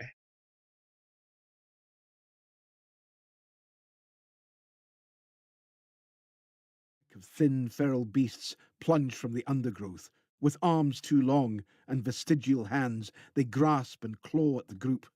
With a roar, you push back the first wave and draw weapons.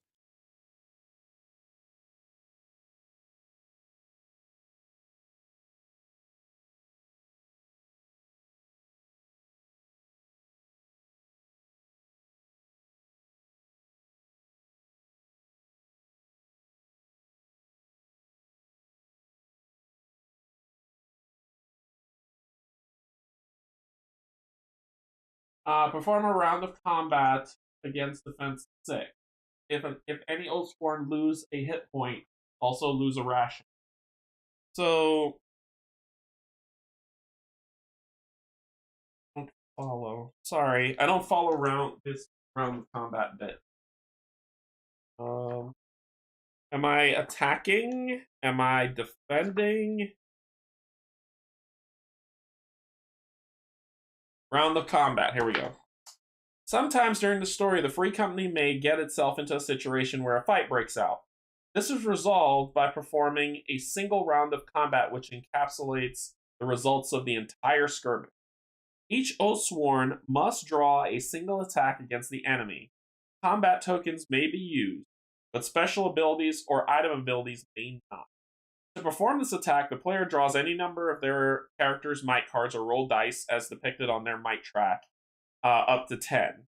If 2 or more blanks are shown, the attack misses and causes no damage. Otherwise, the attack hits and the sum of all the numbers on the... Okay. Alright, so if damage dealt is equal to or more than the enemy's defense, the Oathsworn succeeds.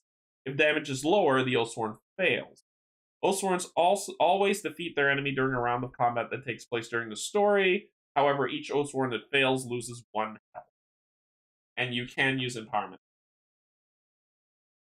Okay, so... Okay, alright.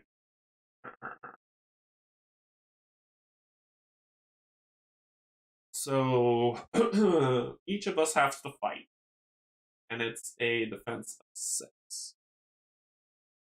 Okay, trying to push this in better.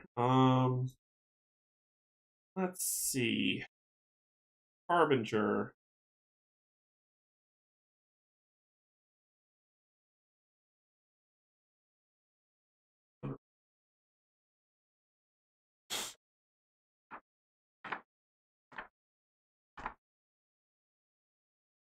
Companions may use defense, redraw, and empowerment combat cards, but +2 animus and battle flow tokens work differently for them. Instead of using there, a companion may, during their turn, use a +2 animus token or battle flow token immediately before one of the following actions. Move. Perform an attack which does not trigger the determination rule, or refresh your might.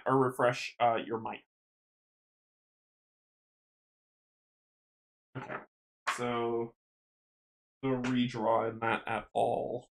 Okay, trying to think how to do this. I'm really trying to think how to do this. Because if any Oathsworn lose a hit point, also, so we could run out of food right now. Okay, so right now you are rolling that. You are rolling a red with your bow, or 2 yellow with your sword. You have yellow, and you have 2. Okay. We need to beat 6.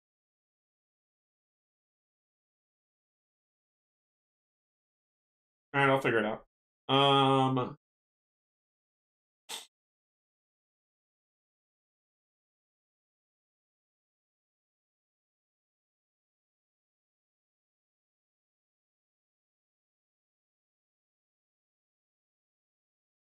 Huh.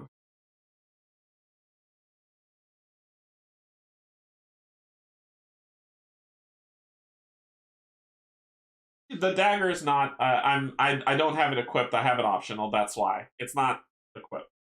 And it's the same thing with. There's another thing on here that's not equipped. I just have it as. Oh, here, the bow and the heirloom sword. They're not equipped. That's why I said or and or. I just haven't decided which one they're going into combat with. That's all. Yeah, I just haven't decided which one they're going into combat.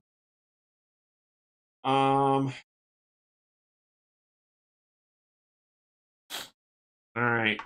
So I'm thinking the Harbinger is going to do is 2 yellows. White.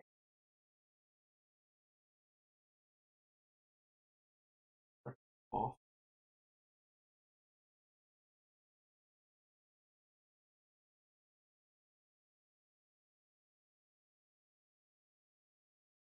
Okay. So.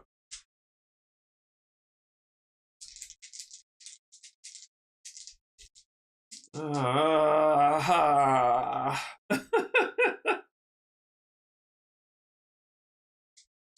going to lose every person with me right now if I don't get to the road next turn.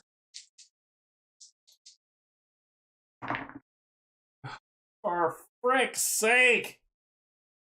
I knew this was going to start happening. So you lose a health. The Harbinger loses a health. We go down to 1 ration. Then you're going to use your swords, and let's just stick with what we know. That's auto-fail. You lose a health, and we have no more rations. Then you will do this.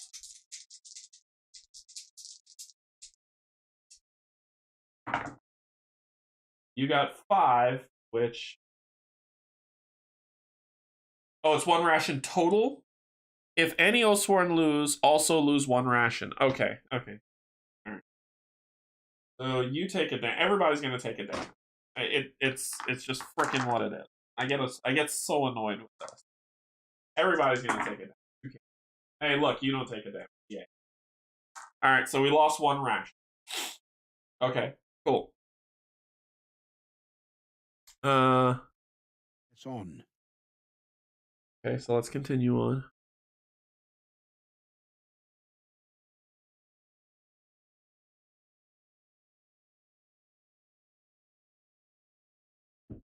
All right, we're gonna go west again because that lines up with the map. Yep, we're gonna go west again.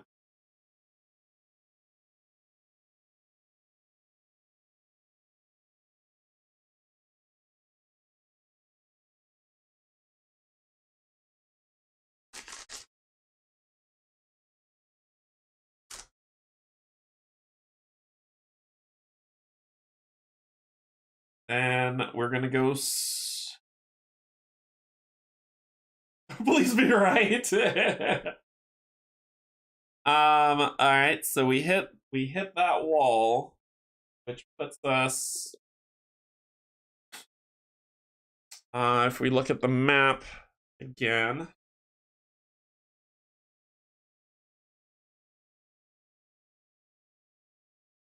That means that the next step should be here because it should be this inch out. So that's so what's weird though, Kate, is that the waystone is here. And look where it is on our map. It's all the way over there.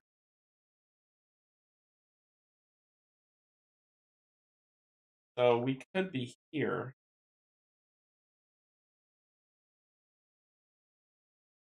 We would have run into another waystone. We're gonna head south.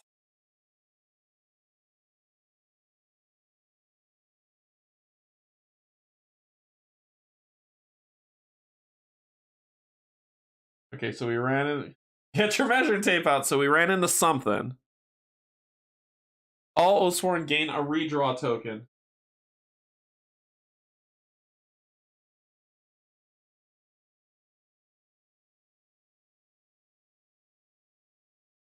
Okay.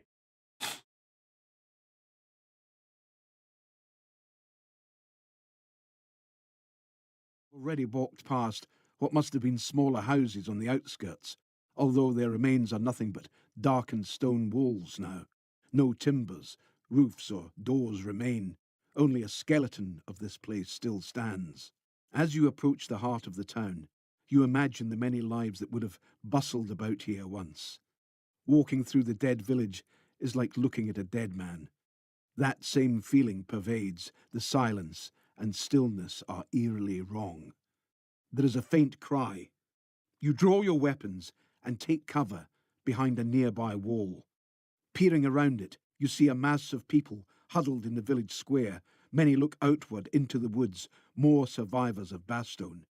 They wield shovels and brooms in poor defence. They seem to be anticipating an attack from something or someone.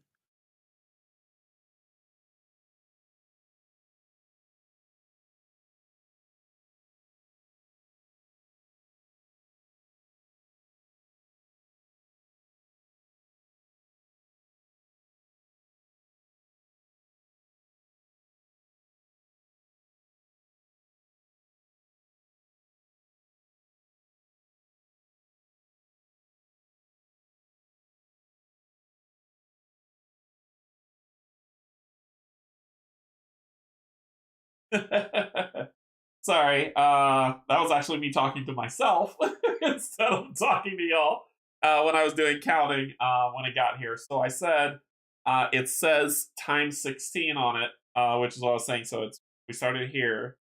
So it's 1, 2, 3, 4, 5, 6, 7, 8, 9, 10, 11, 12, 13, 14, 15, 16.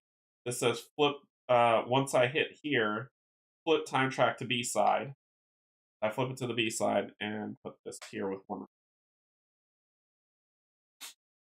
All right, so we saw this picture of the village. It doesn't say what village it is. People are in trouble. Let's see what's going on. Perform a spot check. Difficulty 4. Well, I've got I got reroll tokens now. Thank God. So we'll do spot check 4.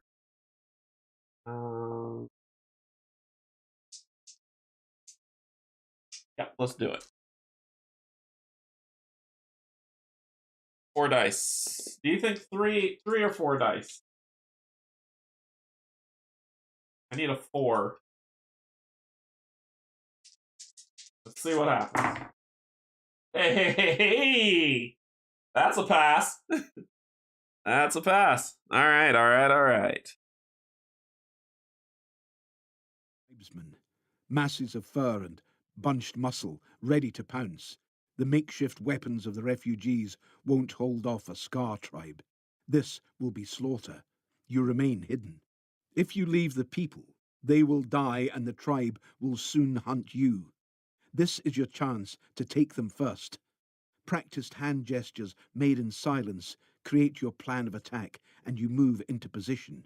Bedecked in giant horns and fur, the brutish leader of the Scar tribe blows a horn. Roaring, the tribesmen leap from the trees and land among the refugees. Cries of terror fill the air. You seize the moment to attack. Hey, you got us out. So it's encounter time. If you have the mystery chest, open mystery box 4. If you do not have the mystery chest, open mystery envelope 4. Proceed to encounter 4 in the encounter book. And that's who we're taking on. All right. So instructions, it says after the encounter, read the epilogue. So this is who we're taking on. Let's dance. All right, so let's do some setup. Clear all this off. Am I going to be reusing this at all? I probably might. I probably might be reusing that. I don't know. I'll just take a quick picture.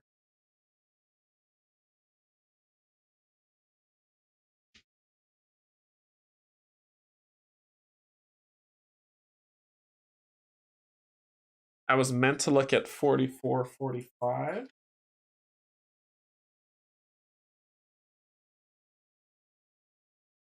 How?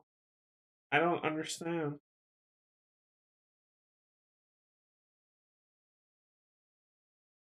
What's the difference? It says this is the same as the map on 42. I don't understand.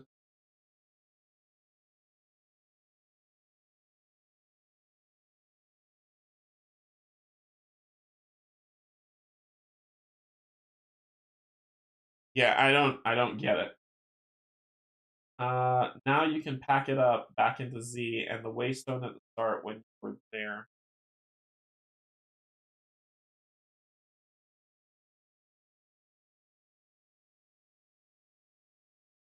What? I don't know what that means. You gotta, that's coded. you gotta uncode that.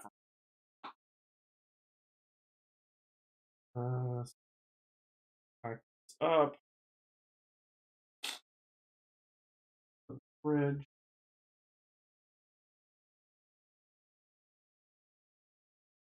I understand the word waste. I don't understand what you mean when you say look at it. There's 2 waystones. Well, I just mean you didn't look at it.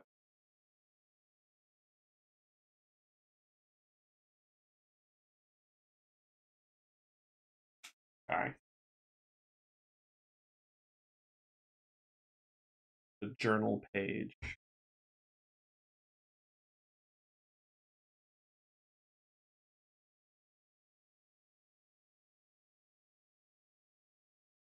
Oh!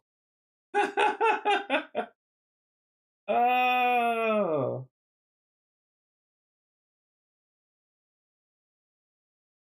I'm so angry at this. Y'all want to know what Yogi's talking about? That right there says it's rubbed off, but if you really look at it, it says Narnford. It says Narnford South. This right here, southwest, says Mournford. So this says Mournford. This says Narnford, which tells you that you were here. Southwest goes to Mournford. South goes to Narn. That's what Yogi's talking about. If you really look at the picture and decipher the rub out marking, you know exactly where you are. Right there. So that's what he meant.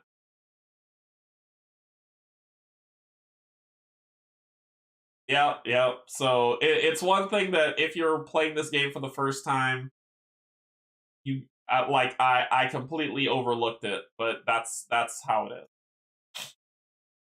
But that's what he meant.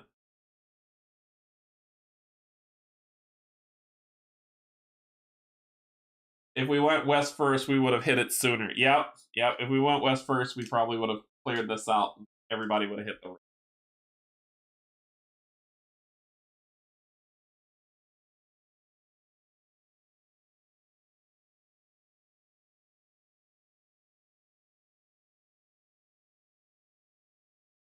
But we did finish it before we had to deal with more food loss, so if we kill them, we can butcher them for the meat. I didn't say that. Cannibalism is wrong.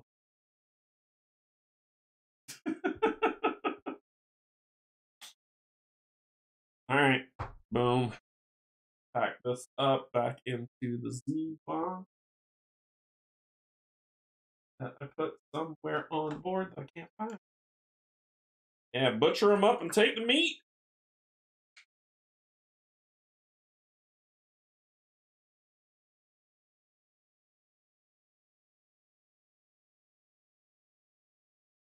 I'll deal with this later. Okay, so we're no longer going to be doing these events, so we can pull this out. We stopped here, so we get our unique item. Put that over here, saying that we have one ration left. Here, you'll here. Y'all are good. Half card away. All the dice slide to the left. Right? And then let us get the board set up. So you wanted to see what I painted. You will see what I painted. All right. So first, you don't like Instagram. Here are the houses that I painted. I painted these myself, so we can zoom in on them so you can see two houses that I painted. I painted them different colors, but this is them with the moss on them. I gave them brass doorknobs. These are the weathered old houses that I painted. It's them. One house. Whose house? Going.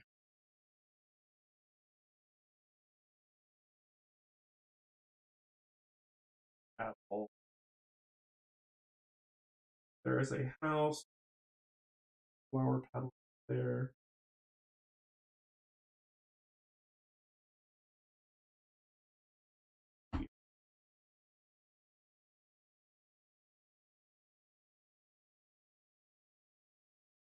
This is why we need this is why you can't use hexes for stuff.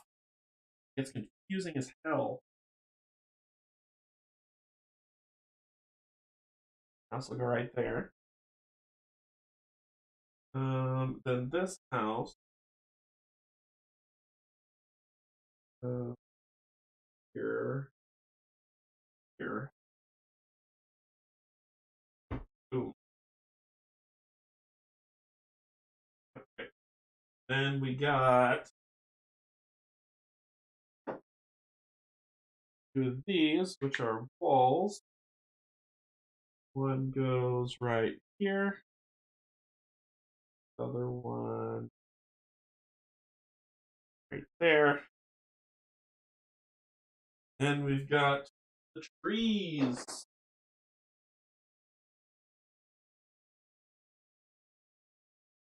Lots and lots of stinking trees.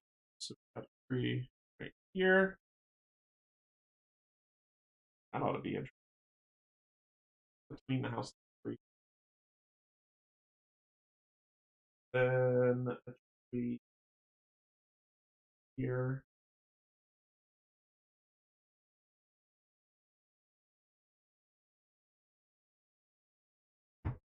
There. That's 1, 2.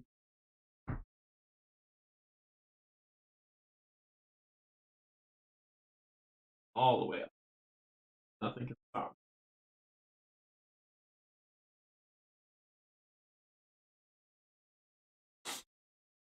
Okay, now we've got what I painted. Y'all want to see them. Box number 4.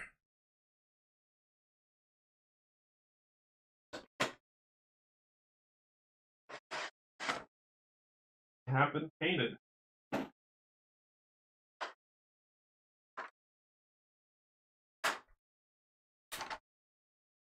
Our tribe is ready. I'm all painted up. So we've got Star Pack Leader, which is this guy. He is Pack Leader here. The Berserker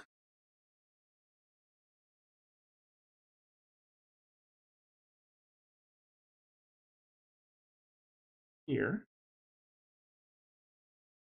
The other Berserker here.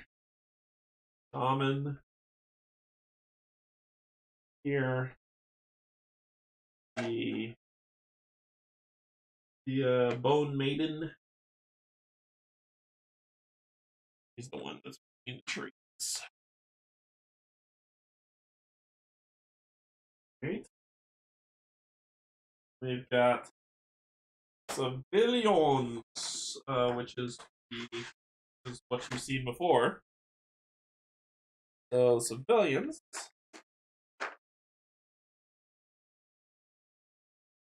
are all over the stinking place. They're everywhere. There's one behind the house.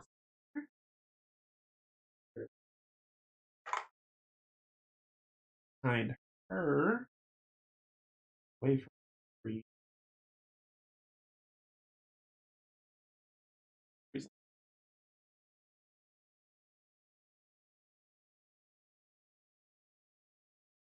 Nope. Be like that, which house back here.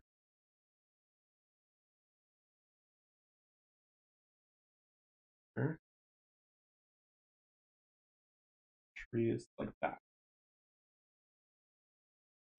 Back one, like that. There's another civilian here.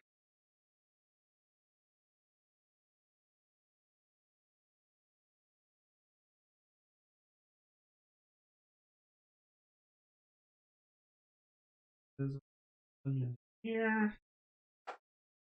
Another here. We're gonna flow here.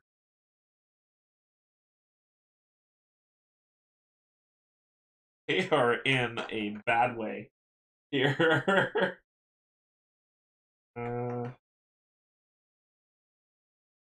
Here. Here. So 1, 2.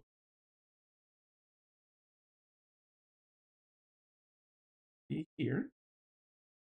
So that's 1, 1, 2, 3, 4, 5. 1 more. 1, 2, 3, 4, 5, 6, 7, 11. Oh no. 2, 3, 4, 1, 5, 7, 11, 12. Nope. Use all of them. What am I missing? This. That is the madness of this game. That is just straight up bananas. Alright, so with our Oathsworn start over here. So you and that Berserker Chief need to play a game of crap out of each other. Shaman needs to go down, so the Shaman is going down the archer. You're going to start. And your eagles, or her eagles, I have, will be ready. I sure could use her like full on stuff now, but sure. So you're going after that Shaman. You're going after Chuckles.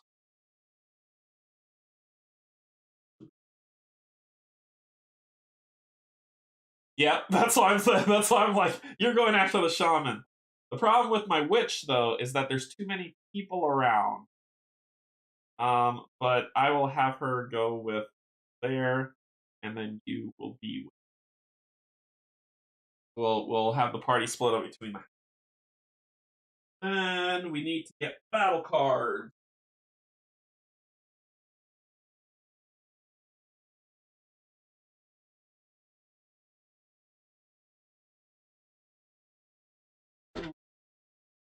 Always the last deck. Okay, so we're in 4.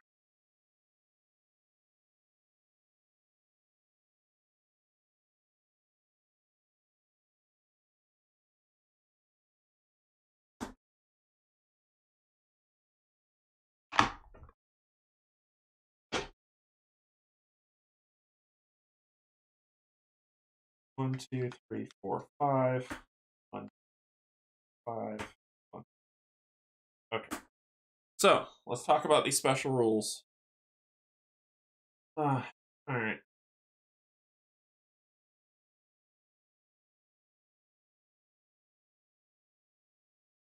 These are special rules. I'll let y'all see it. I have to hold it down to read it because I can't read it from that far away. Prey on the weak. When each Scar tribesman picks a target, unless the tribesman is adjacent to an Oathsworn, they will target the nearest civilian. Okay. The tribe is 1. All Scar tribes have the mob rule. Each time a Scar tribesman dies, all other tribesmen permanently gain, oh god, a yellow token. Add a yellow cube to the might track to track them so we don't break stuff. They just get stupidly strong. Okay? Save the civilians. There are 10 civilians on the map, and you may try to protect them if you wish. Civilians will die if they receive any damage or health loss. However, they can be protected by moving them off the board. Instead of playing an ability card on your turn, you may move an adjacent civilian up to 4 hexes by spending Animus. This is free if you are a companion or ally. Each civilian may only be moved once per round. And then stage 2 if triggered when 2 Scar tribes die. So this is when Scar tribesmen die. When 2 of them are dead, they trigger stage 2. And when 2 more die, they trigger stage 3. Stage 3 is only reached when 4 Scar tribe die. If all stage 2 cards run out before 4 Scar tribes die, take all discarded stage 2 cards from the discard pile and reshuffle them to create a stage 2 deck and draw from that. They each have 5 defense. Then we look at them. This is they. So they don't have any spots to break. Hey Matthew, what's going on? They don't have any spots to break, but they have 6 health. So I can the shaman has to die. But the pack leader, he's gonna be hitting hard. To me, whew, I think the Bone Maiden is probably the rogue.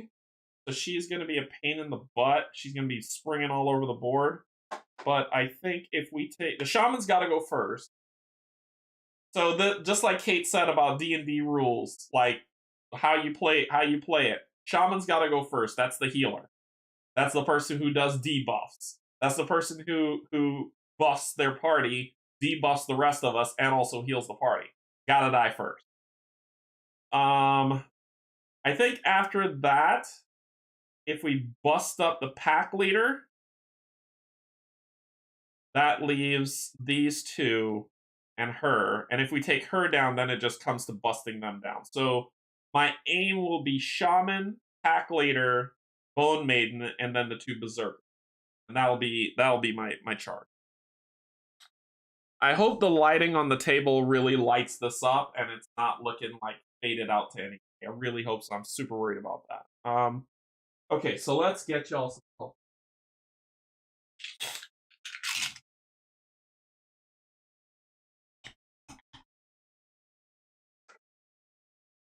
So Shaman just has 6 health. Man, I wish I was playing the Huntress with the no miss rule. Then I will power up every shot and just shoot him in the face. Alright. There we go. Shuffle these up. Yeah, I'm going right after this game, Matthew. I'm going right after this game. Polls close at 7:30, so I'll be heading that way right after.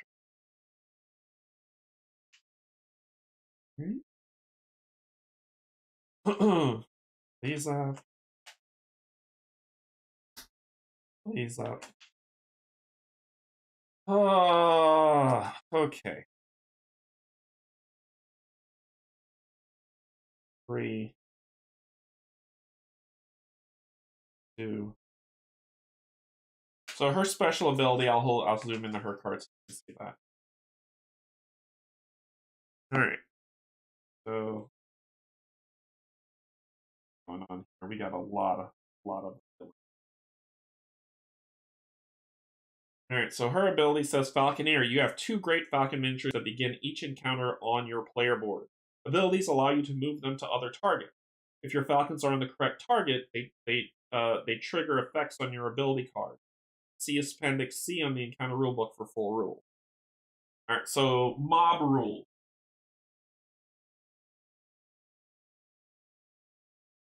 Mob rules. Page 23. First of all, that's it.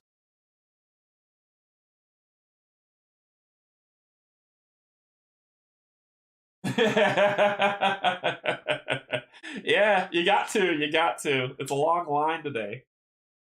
So mob attacks. Enemies with the mob keyword represent packs of smaller creatures that are not very powerful individually, but are dangerous when attacking together. When a character is attacked by one or more mob enemies, use the total might of all of the mob enemies attacking that character to determine the might cards drawn and resolve them as a single. Okay, cool. So that's the mob. Then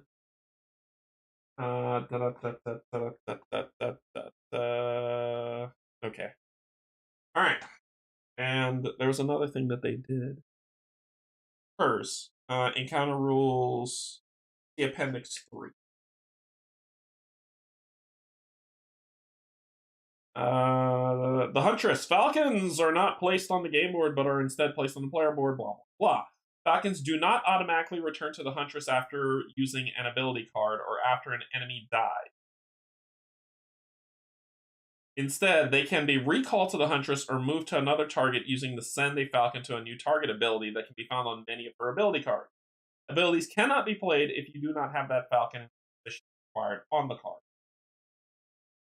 If you wish to use a Falcon to target a minion or other character not present on the board, place the Falcon near the encounter board and place a colored cube next to it. Okay. All right. Cool. Okay. Combat time. All right, there you go. So, first thing we're going to activate. Oh, the first thing we're going to do is see what's going to happen. Chain hook. This says the ominous plank of chains foreshadows pain. The berserkers target the closest Oathsworn and move 8 to them. For each berserker adjacent to their target, move the berserker 4 directly away from the target and place the target in the closest empty hex to that berserker. That target then gains a impairment token. That's the arrow with your foot through it. All Scar Tribe move 4 to their target. All Scar Tribe target them off. Alright. So that's going to trigger, but let's find a way to make this work in our. Hey, Frederick, what's going on? So I think the witch is going to go first because if I can break that tree with a fire bomb, we can get this nonsense out the way and clear up the board a little. Then the huntress could go and we could try to bust this guy up, or if the witch can kill him, then the huntress if the witch can kill him, then and I got enough animus to attack him more than once. So if I could kill him outright, whatever's going to happen, then the huntress can target this guy, and so can the big. All right, so witch up first. Witch is going first. So we need to. Your range is +2. Both of those are going to be in range 3, so you'll have range 5. So 1, 2, 3, 4, 5. You need to be here. So we're going to spend 1 animus, move 1, 2, which gets us 1, 2, 3, 5 in the range. And then we are just going to, because I want to attack range 4. Yep, so I get multiple attacks on this guy. My job is to kill him. So first, I'm going to use an animus token to do fireball. I'm dropping it right on him. It doesn't hit her. He's dead center, so it should destroy this tree once it hits. We get to roll 2 yellows, and I do have a reroll token, a redraw token, just in case it gets stupid. I don't have an empowerment token, so we're going to add 1 white.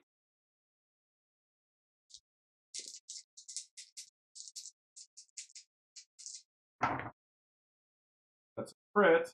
We're going to use our reroll token to reroll the yellow. That's what I'm talking about. And with the crit, we get to...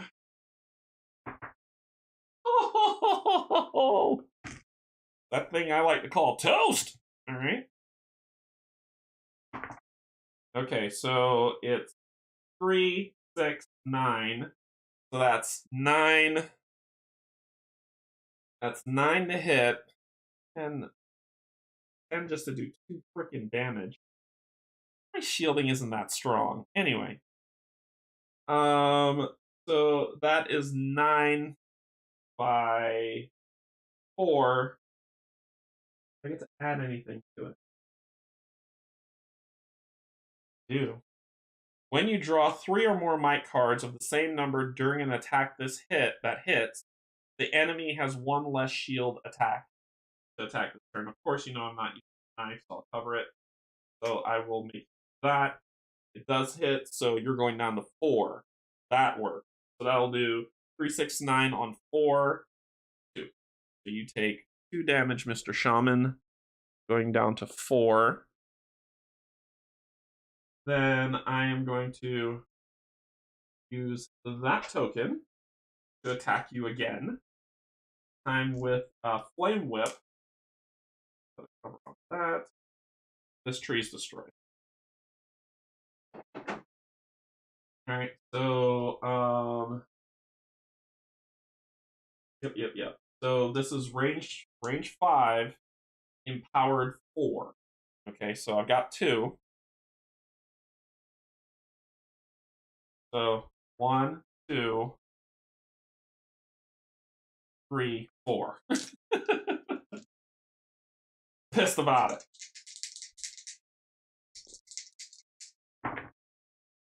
That's 6. Alright, so that's 6 on 5, so that's just 1 damage. So you'll go to 3. Then going to spend another token to attack you again. Then with just these 2.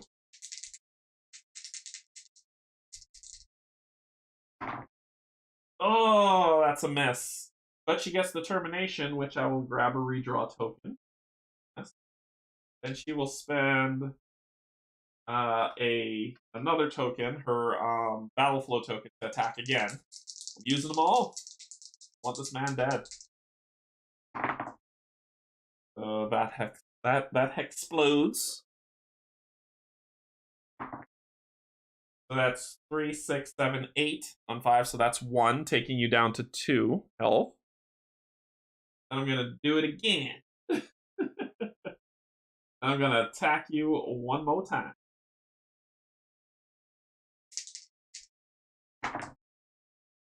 Blow up, blow up, blow up, dang it. Oh, I get a reroll. I'm gonna use my reroll. Reroll this. Dang it. Okay, that's alrighty. So the witch is done. Not forgotten. Alright, so he's got 2 health left, huh? Alright, let's deal with it. I want him dead.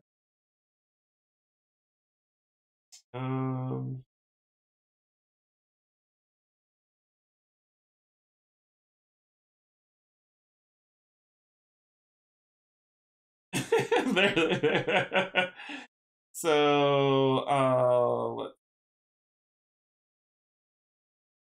send 1 or 2 falcons on you to friendly characters, each friendly character. She is expensive. She is expensive. To do a bow attack, to send one falcon, I have to spend one animus to send the falcon to a new target. So I could send it to him for 1. And then requires a bow, I could do whistling arrow. Target an enemy with a falcon. That this attack is empowered 1 for each falcon on the target. The falcon involved returns to you. I really wish I had my can't miss shot. Target an enemy within range 4, send the falcon to your end, and I know I gotta move, which is, I hate that. I really hate that. You have to spend animus to move. Because to get a shot, and remember, she's not a companion anymore. So when you attack, spend any amount of animus to add 2 range to the attack for each one spent. So right now my range on my bow is 4. So 1, 2, 3, 4, 5, 6, 7.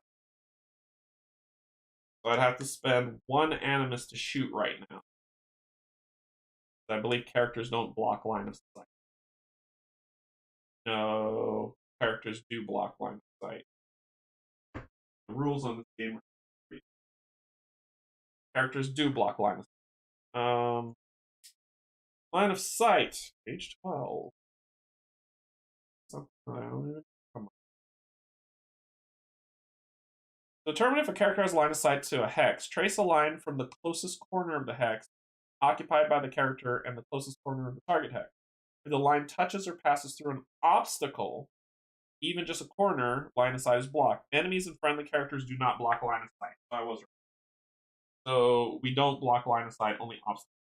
So I got a straight shot to you. 1, 4, 1, 3. I have only 1 gear, don't I? I don't know which one to choose. If I choose the mead, I'll gain an animus.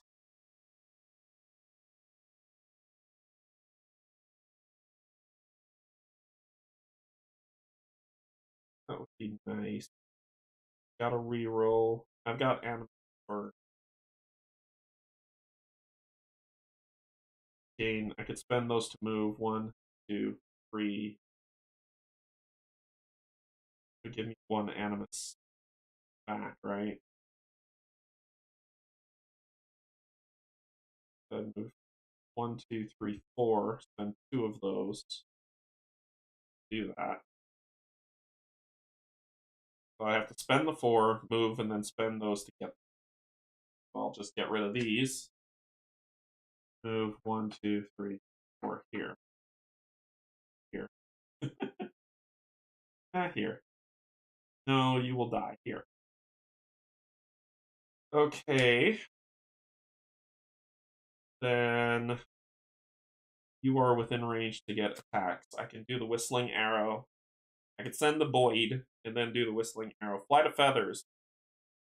Send up to 2 falcons on you to new targets. Send none. Attack. This attack also targets any enemies within range 4 with a falcon on them. Enemies only targeted by this attack once. You may draw a maximum of 4 might cards, attack once, and apply to all targets. This attack cannot miss. Oh, sweet baby rays. This is what I'm looking for. This attack cannot miss, but may crit. Oh my goodness. Alright, so we're gonna battle flow this bad boy. And we're gonna spend our 4. 1, 2, 3, 4. I want to kill the shaman. So we're gonna spend our 4. We're gonna use that. So we're going to send 2 falcons to targets. Send up to 2 falcons on you to new targets. You can send none. You have 2 great falcons. If your falcons are on the correct target. How far? How far can I send these falcons? Appendix 3. Whenever falcons perform now, if you wish a falcon to target a minion or other character not represented on the board, place the falcon near the encounter board and place a color cube. Abilities cannot. I think they just go. Ooh. So we're gonna send one here. Gonna send the other one over here. Hey, buddy. Okay. So move one only if using a melee weapon. Nope. Send up to 2 falcons on you to new targets you can send. Attack. This attack targets any enemies within range 4.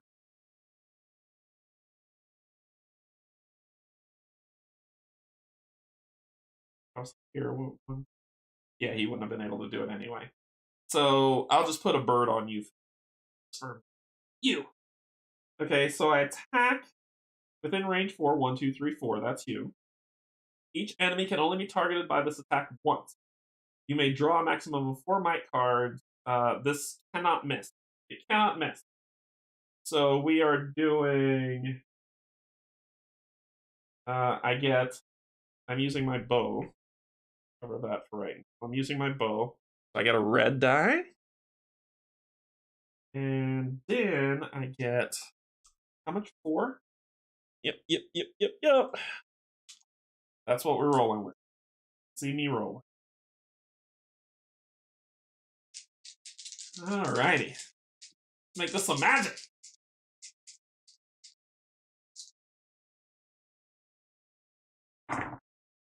Oh, look at that crit.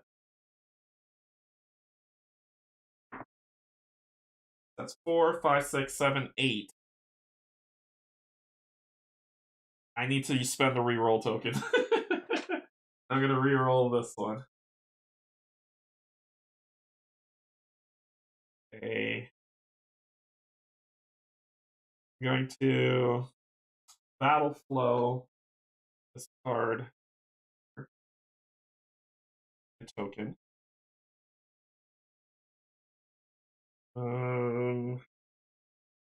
That's 4, 5, 6, 7, 8, 9. If I get one more, I kill him. How can I get one more? How can I squeeze one more point out of this? I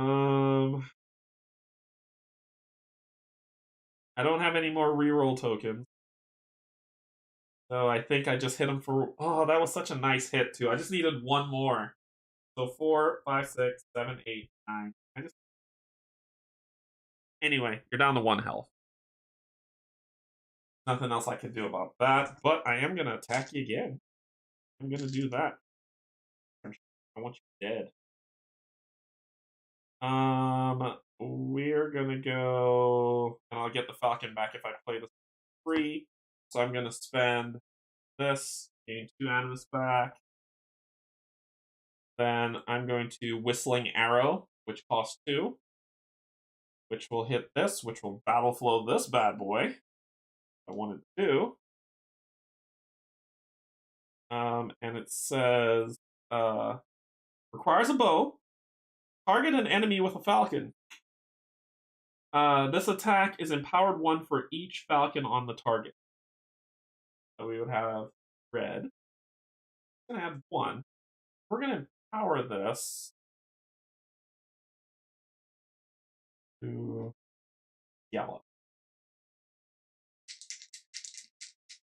And I may add 1 more because I can roll a 3 and a 2, which is 5. Or I can roll a 3 and a blank. Or I could just straight out miss. Then I have another attack. So let's see how we do. See, that's what I'm talking about. That's why I did it. So I will get a redraw token for determination, because that was a miss. And then I have 2 animus left. Cost me 4 animus to attack. Or here's 2. Stuff that costs 2 or free. I've got hinder. Move 1 if this attack costs 2 animus. I can attack 2 here, or send up to 2 falcons to new. Send up 2 falcons. Costs 3. I don't have enough. This costs falcons. Fresh might. So I'm going to use hinder. After an enemy within range 4 draws damage against friendly. Oh wait! I can use the mead cup to get one back. What do we got for free? Ryle and Rake. Send 2 factions out to face any direction. Attack. This attack gains symbol I've never used before. Then, if the target has 2 or more, remove 1 and they lose health. But I get to attack. That's important. When you attack, spend any amount of this at range. I use the mead cup. That's what I'll be using. So stinking close to killing this guy. I think hinder. This is an interesting one. Who's attacking? The Berserkers are attacking. All Scar Tribe's gonna attack. Okay. I think I'm not gonna hinder this round. So this is gonna cost 2. Goes in the 3rd slot. Over. And rolling these. I don't know. I don't know if I'm gonna be able to kill this guy.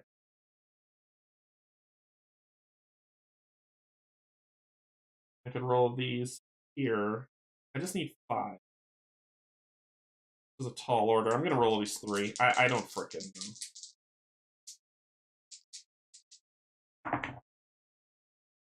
5.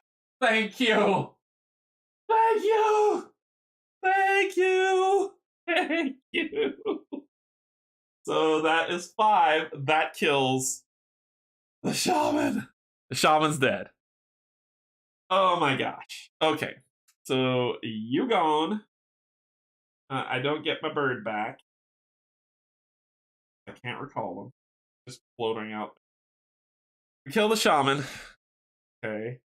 That means that this says the tribe is 1. All Scar Tribe have the mob rule. Each time a Scar Tribesman dies, all the other tribesmen permanently gain a yellow. So they permanently tube. Then I refill the bit fluid. No, I tried.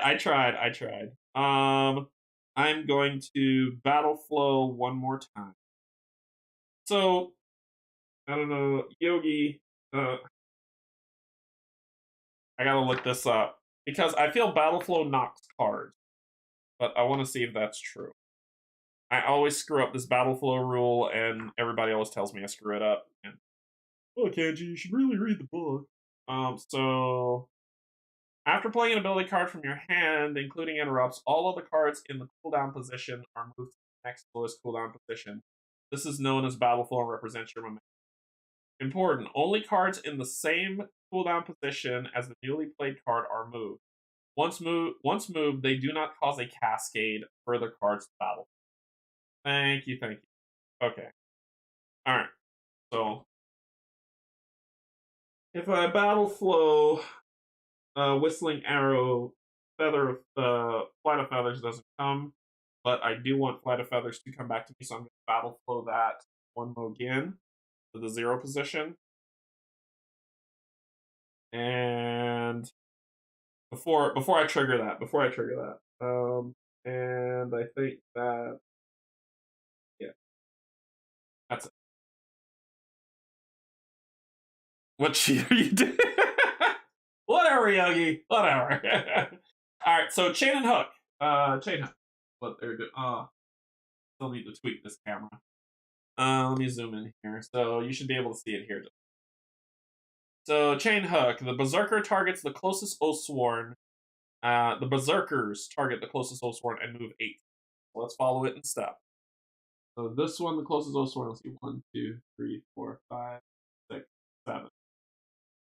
So obviously that one. This one, 1, 2, 3, 4, 5, 6, 7. Yep.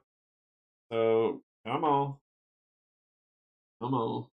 So move to them 8.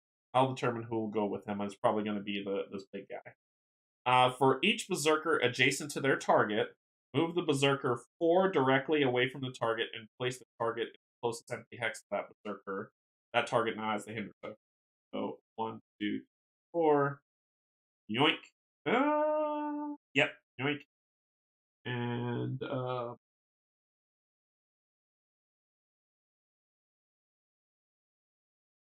1, 2, 3. This is on you. 4. Yoink, which is perfectly fine with me. They have Hinder. Is me. All Scar Tribe move 4 to their target. So this says, prayer in the week. When each Scar Tribe picks a target, unless the tribesman is adjacent to an Oathsworn, they will target the nearest civilian. You're adjacent to me. You're adjacent. You are not. So you're going to move here. And you are where you need to be. And then all of them attack. So they are doing reds and... Oh my god, did you see that? I can't shuffle. So nervous. And you're done. You're done. So we still have 2 more Oathsworn to go. Okay.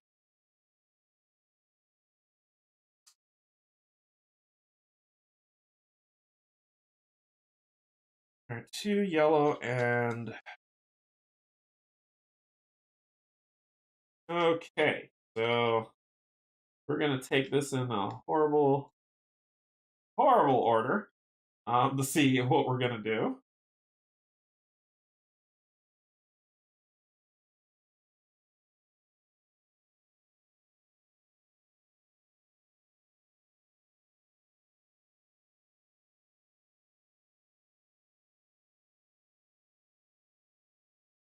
Okay. All right. So let it begin. So the Oathsworn. Oh, I got to do it in proper order here. So we're going to go Shaman's Dead. So we're going Bone Maiden, Berserker. Sorry. Bone Maiden, Berserker, Pack Leader, Berserker. Okay? So that's how we're going to. So the Bone Maiden. And she's going to draw 1. Yikes. 2. 3. Guy's dead. That guy's dead that she was standing behind. He gone. Okay, then Berserker on me. Okay, cool. Put these here. Reshuffle. Okay. On my main man. Got like 7, so let's see how this goes. 1, 2, 3, whiff. So that does not hit my guy. And this big bastard, he's gonna do blank 3, 1. They're dead because they have no shielding. That's the thing. It's like they give everybody else shielding except for these people. And then Berserker is gonna attack my girl. If I have anything. I do not. Everything I can use to shut things down with are away from me. That's pretty awesome. I could shield up if I got shielding. Yeah, I got shielding. I need something. Have that. Okay, so here we go. Berserker. 1. Uh-oh. 2. Uh-oh. 3. So that's 7 with my 2. 3. Then I'll do a shield card. Sure. So I have 3 on 7. 2 damage. Let's see if we can reduce that to 1.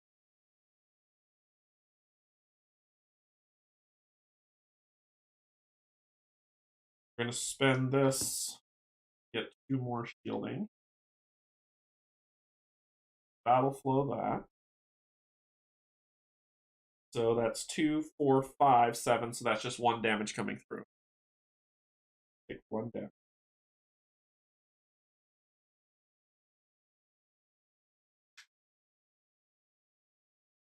Okay. Okay. This is going to keep happening. So I'm just going to keep that deck. So she killed somebody. He missed me. He killed somebody. He hit me for 1. All right. So that is that. Then let us go to what the next attack's going to be. Mutilate. Just keep playing, but you commit cards from their defense value before drawing the damage. Okay. All right. Thanks, Yogi. Thanks. All right. Sorry, I missed that. Like I said, I'll get it right. Thank you. All right. So mutilate. The berserker targets the Oathsworn closest to the center of the board. If tied, pick the highest health Oathsworn. So we're berserkers working. Berserkers move 6 to their target. All other Scar tribes move 4 to their target. All Scar tribes target mob berserkers redraw all blanks. So this is a berserker cannot miss. All Scar tribes moves 3 directly away from their target. So that's coming up next. All right, so mutilate's gonna get nasty. All right, so we still have the Harbinger and the main man here to do some work. Are you in range?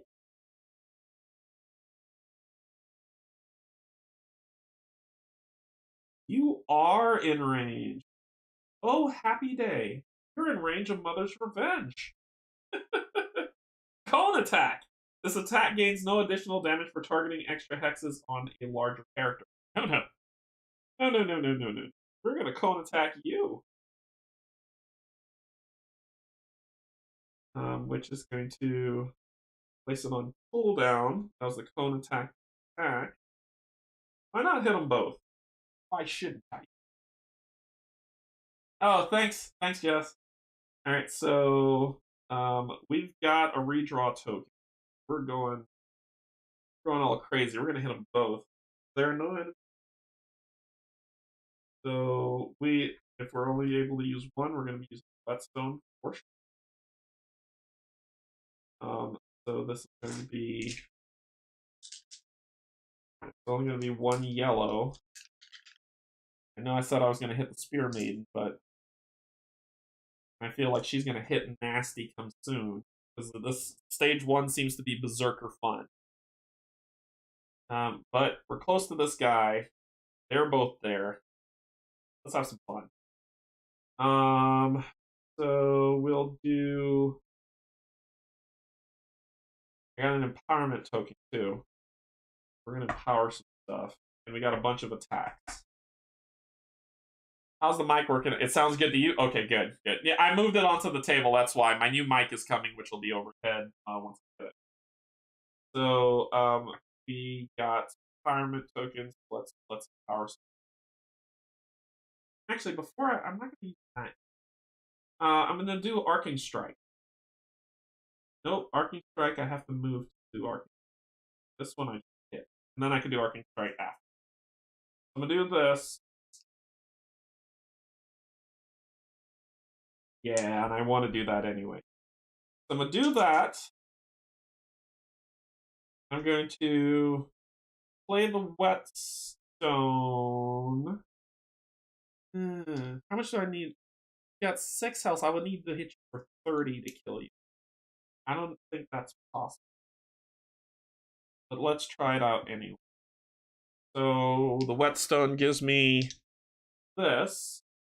Then going to empower all 3 of them to get 3 reds. And that's what I'm going to try to hit them with, and I got to reroll. So 3 reds.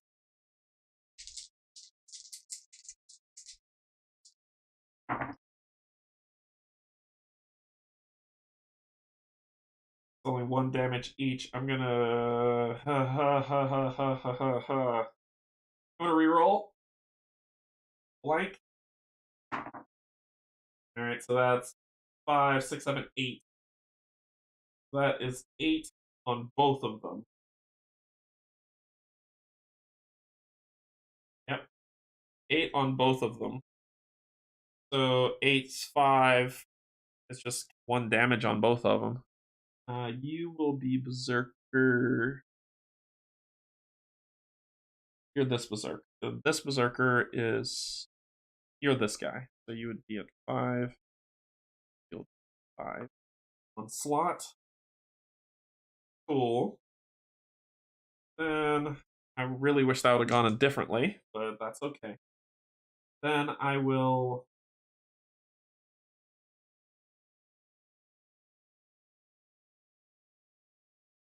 I'll spend this, move. Hello. Hello. Instead of playing an ability card on your turn, you may move an allies. If you are a companion ally, each civilian may be moved once per round. This is free if you're a civilian ally. So I'm going to move here. For free, I'm going to tell that dude GTFO, and he's going to move.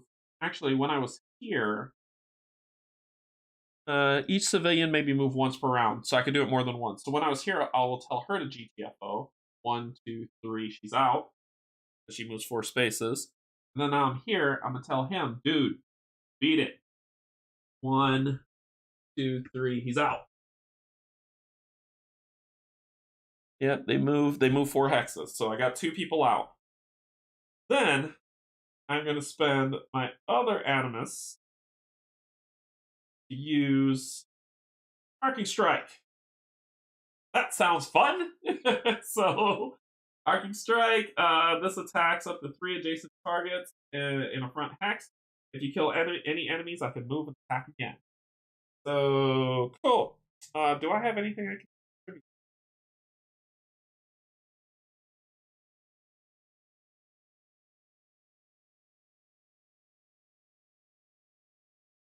Nope.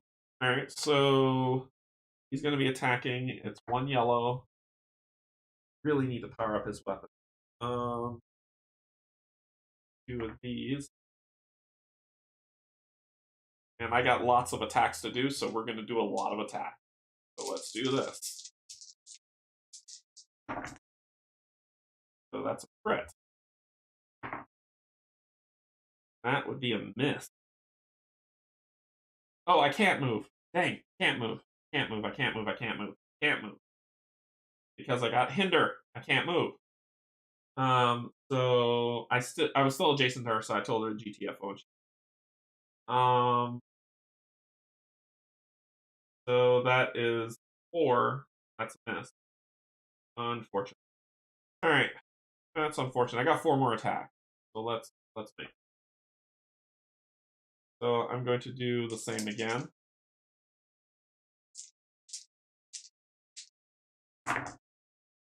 Alright. Oh. Okay, so 6, 7, 8. That is just 1 damage on that guy. I will spend another animus to hit him.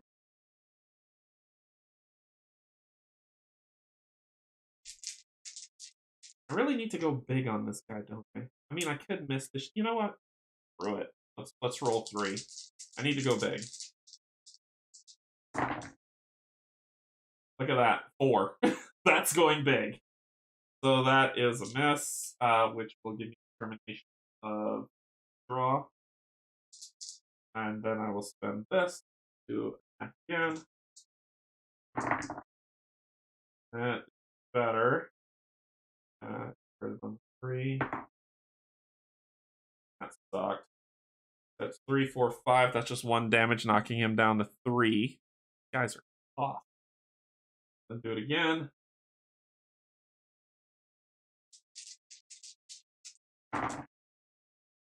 Right on the 2, but I'm going to use the reroll token to reroll this. That is a miss. I will get a 10. Second attack again. That will end his turn. He's done. Oh, no, he's not. I got... Oh, no, that's the animus token I just got. Which I could turn around and spend for missing that attack, so I am going to do that attack. That is a lot better. 2, 4, 6, 8. Once again, just 1 damage. Yeah, I gotta go big on these guys. That ends his turn. It's the Harbinger's turn. He's got range 2 to his attack. He's gonna spend 1 animus to move. His movement is 6. 1. I can interrupt movement, I believe, right? Combat, I can interrupt movement. I can interrupt attacks, like I can move, attack, move. I believe I read that somewhere.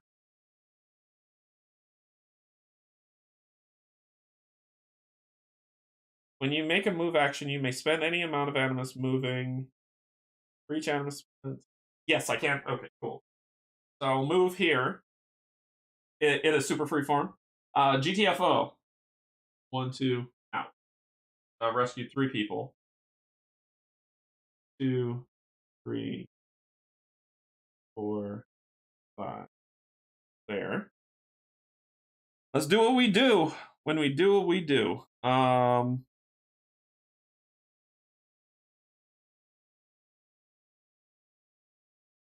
Yeah, it's just the animus that matters. Okay. So I'm gonna attack 2. I will. When you attack, add 1 to range. No, I'm not doing that. We're not doing area of effect. We're just attacking. So I'm going to do that. Add that. Empower it. Gaining that. Let's party. Oh, ho, ho, ho, Nelly. That's what I'm talking about. So 4, 7, 10, 13. So close to 15. Actually, can I re-roll crits? Can I re-roll crits? If I can re-roll crits, I'm re-rolling that to try to get 15.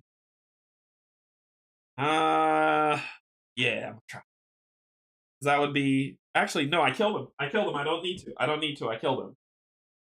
He only has 2 health left. He only has 2 health left. So, this is 4, 7, 10. That was the 2 that I needed. Until 13. 1 hit killed him. He is dead. So he dies. So that gets busted off. Can I put the other red die? I'm so nervous. Okay. So he dies. Let's take it in order. Let's take it in order. He goes down. Okay. You still have turns left. Try to kill this guy. That's 2 dead.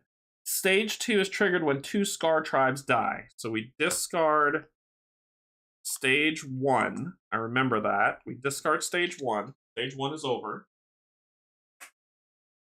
Stage 2 is going to trigger. Okay.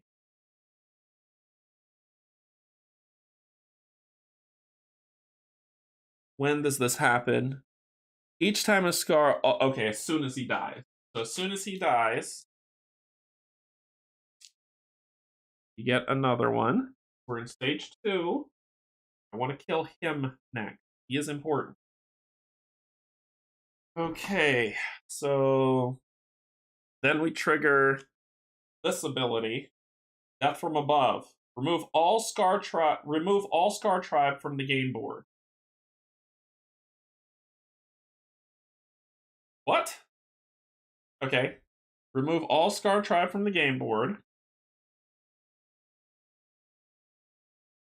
Wait, you still have a bird on you. Okay. Target the highest health Oathsworn. So the highest health Oathsworn is the witch. Oh no. Oh god. All Oathsworn may move 3. Oh. Oh god. All Oathsworn may move 3. Okay. Okay. 1, 2, 3. Oh god.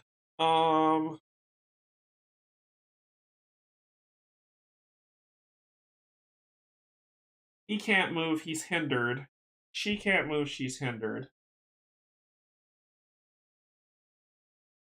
1, 2, 3. See, my hand's shaking. Okay.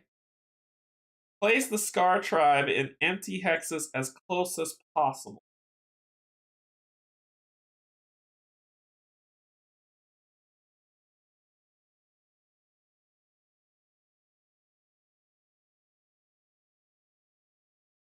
My hands are shaking. Oh god.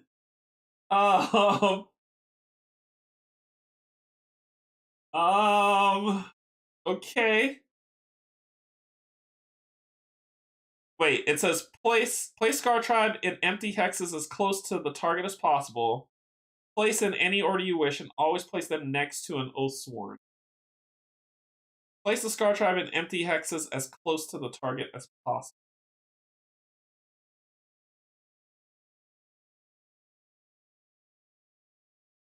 Okay.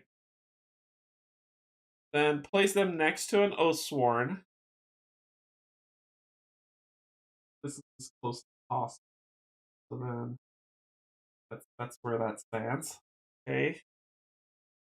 All Scar Tribe attack the target as a mob. All Scar Tribe moves 3 directly away from the target. Oh god.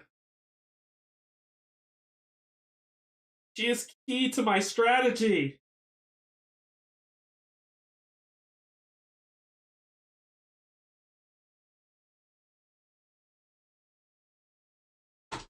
I might be able to help her. I gotta see how this thing works. Crippled. Crippled 28. Crippled. I gotta see what I might be able to help her. A character with a crippled token cannot move until the end of the next Oathsworn phase. This includes movement from any ability cards.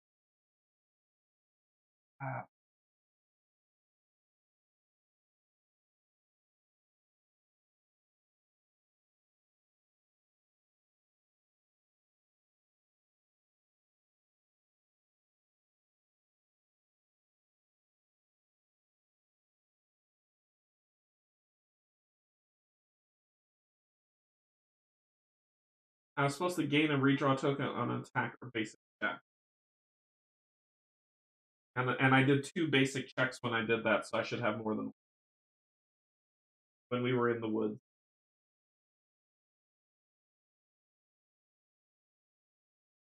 I don't think that's gonna matter.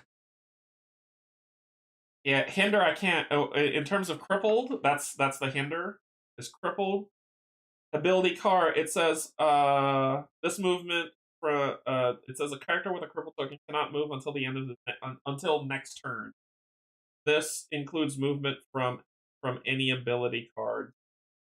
You may still play the card, but abilities that require movement, such as chain attacks, cannot be performed.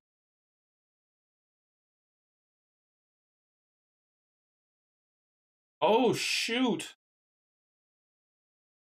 It says if a cripple token is gained during the Oathsworn phase, the token is not removed until the end of the next Oathsworn phase. So I'm stuck for 2 rounds.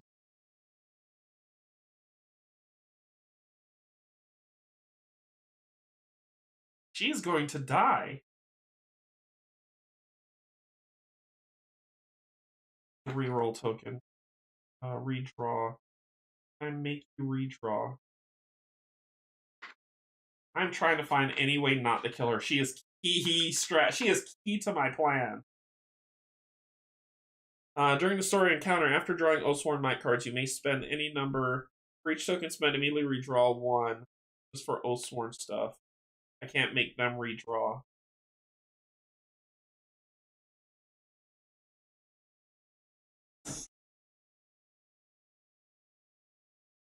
That's an insta-kill card, unless it's him. She has 5. She has 5 defense to whatever the hell's about to happen. Oh my god. Okay. That's going to be 1, 2, 3 red cards. And that's going to be 3, 6, 9 yellow cards.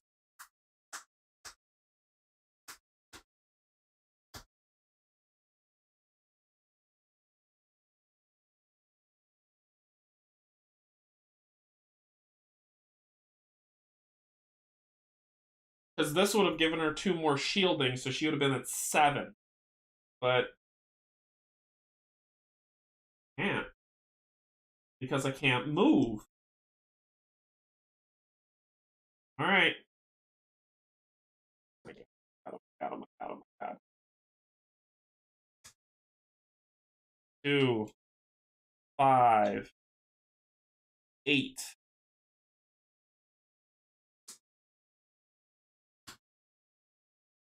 9, 10, 11, 12, 13, 14, 15. That's 15. That's 3 damage already. 3 damage just from the yellow.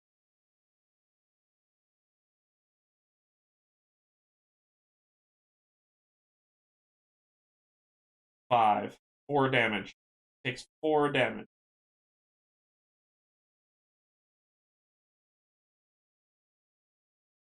She's still alive, but she takes 4 damage. Goes down to 2 health. Damn. And then all tribe move 3 directly away from the target. 1, 2. It doesn't say which direction. 1, 2, 3. 1, 2, 3.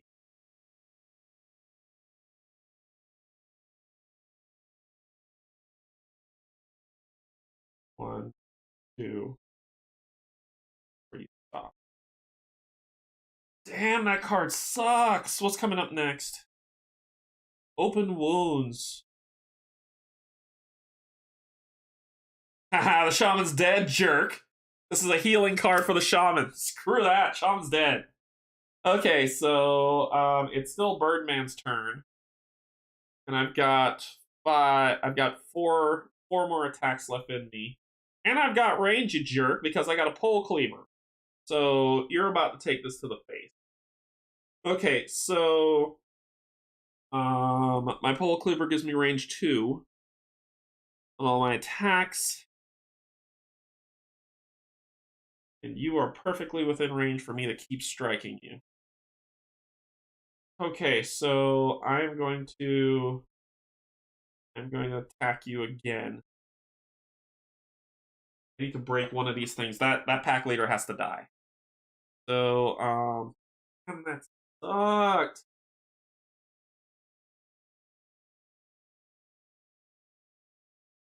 Okay. So, I'm gonna attack him again. I get 2 yellows. I gotta go for gusto on this one because I gotta re-roll. So I'm gonna roll 4 dice. If I miss, I gotta redraw and I'll attack again. That was pretty decent. So 2, 4, 5, 6, 7. That's just 1 damage.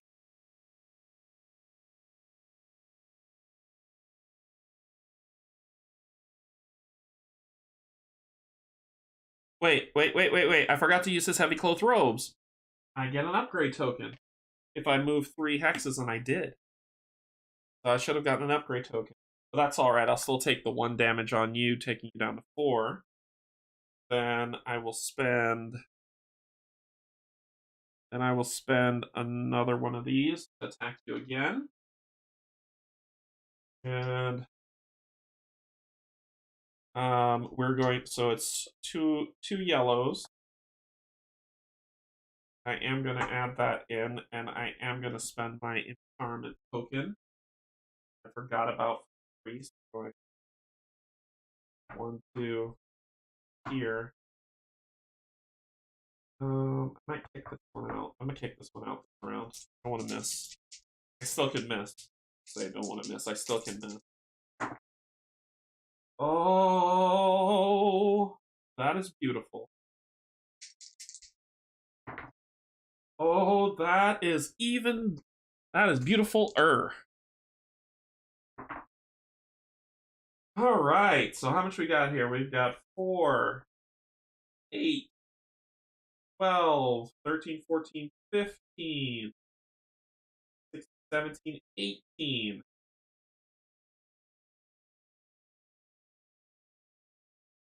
That's 3 damage, taking you down to 1. That is 3 damage, taking you down to 1 on that one. Okay. That was pretty decent. That was pretty decent. Then I am going to...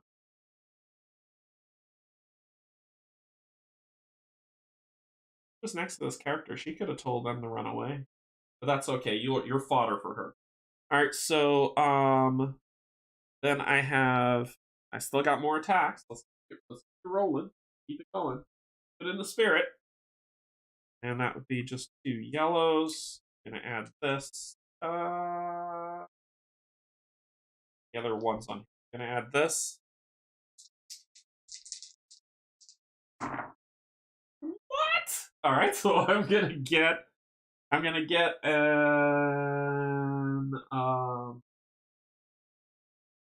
animus token.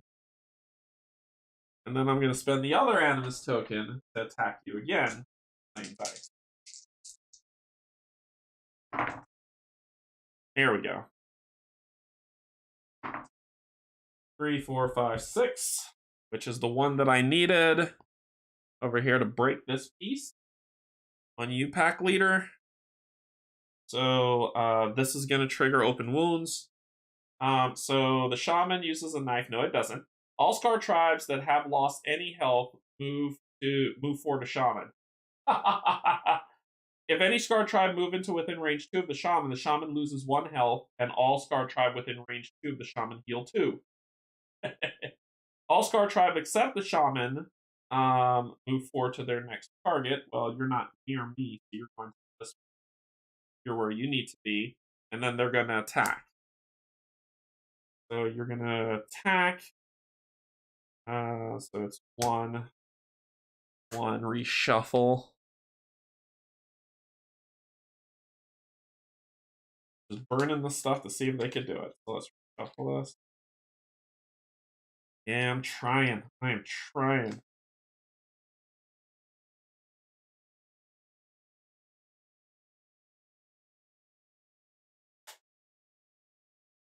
That middle. Or we should have put it on top. Let her draw it now.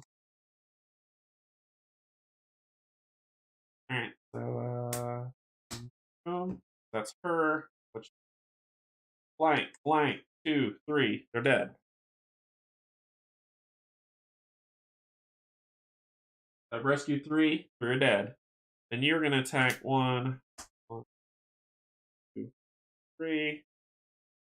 Blank. 3, 2, blank. You're dead. I don't like that all these blanks are being wasted. So you're dead. That's the reason why I wanted you to stay there. So 4 dead, 3 safe. Alright. I still got attacks, my friend. So we still got fun to do. Still got fun stuff to do. So I've got another token that I'm gonna use. These. And let's what's coming up next? Sorry. Poison Spear, the Bow Maiden targets the furthest enemy. And all Scar Tribe will attack.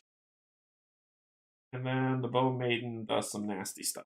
Okay, so that's what they're gonna do now. Here we go. Last attack. That's 5. I'm gonna spend this reroll. Reroll the 1. So 3, 5, 6, 7. It didn't matter. I was trying to get a 3. So I did a crit 3, so I can see if I can knock off 2 instead of 1. So that's just 1 knockdown. So you go to 5. Okay. Everybody's done. Time for terrible things to happen. So, boy. Yay! Alright, so they're going to do Poison Spear. So, the Bow Maiden targets the furthest enemy. 3, 3, 3. And that's all that's left on the board. Pray, when each Scar tribesman picks a target, unless the the tribesman is adjacent to Oathsworn, they will target the furthest civilian.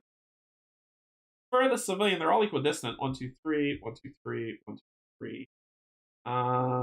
You're gonna go right there. All scarred tribesmen move 3 to their target.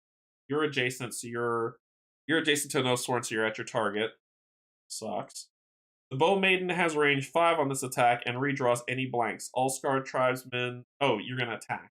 You're gonna attack as well. So you're gonna attack first, and then the Bow Maiden's going to redraw any blanks. So 3, 4, blank, 1, 3. You're dead. 5 dead, 3 alive. I killed one on purpose. Then you're gonna attack her. Oh, sorry. Before I draw. Blah blah blah blah blah. Before I draw, she has 2. She's gonna defend. Add 2 to it, which will battle flow this card here.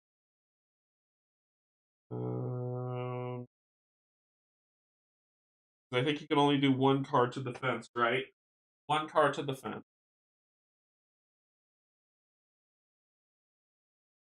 Defending. Defense. 15.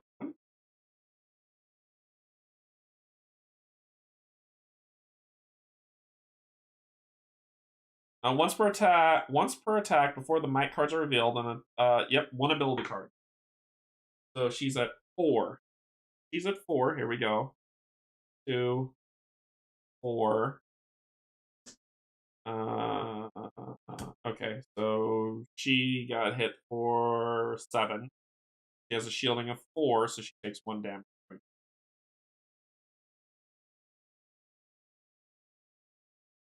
Cool.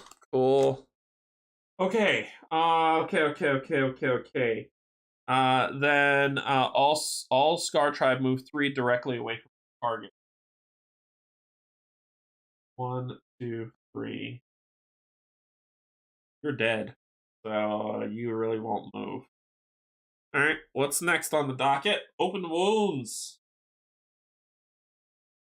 Okay, so we're gonna have to kill this pack leader, like quick, fast, in a hurry. Everybody refreshes up.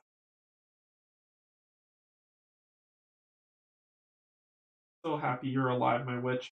You are key to my strategy. All right, and you get your battle flow white feathers back, get this back, and that's how we flow. Okay. All right. Okay, so we need to kill the pack leader now. I'm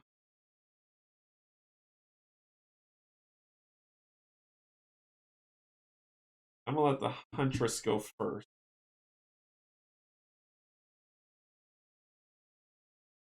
What do I have that I can attack with eagles? Flight of feathers. That's what I have. Flight of feathers. So that's gonna cost me 4. We're not doing melee. Up to 2 falcons on a new target.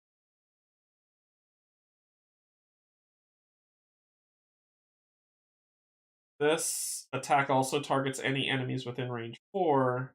Oh, with a falcon on them. I can hit both of them. I'm okay with that life. This attack cannot miss.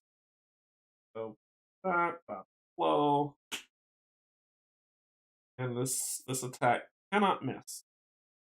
So, and I only get to draw 4. Doing reds.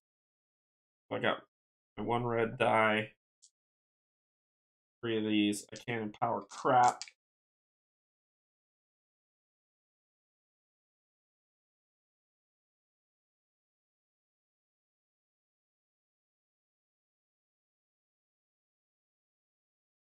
Wait, you drew.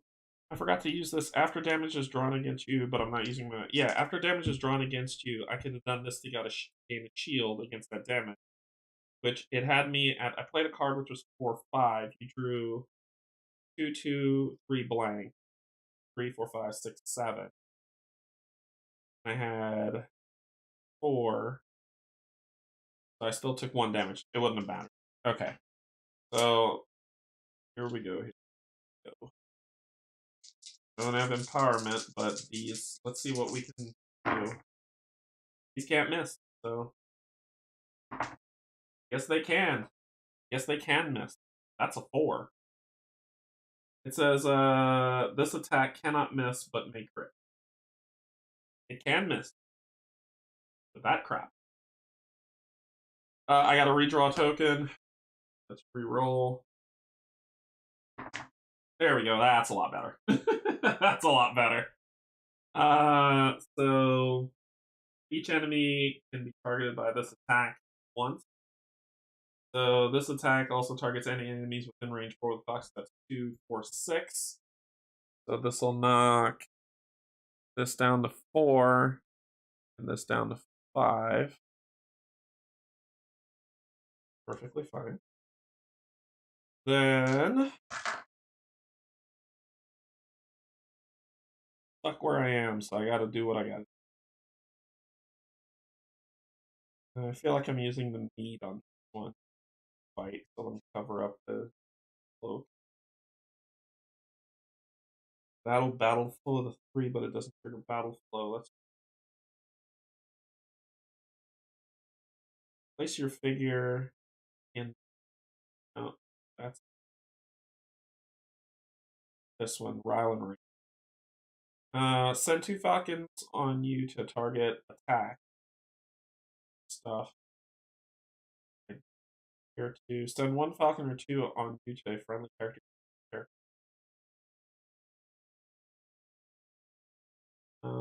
The attack with a bow, I need to spend 4. I can battle flow.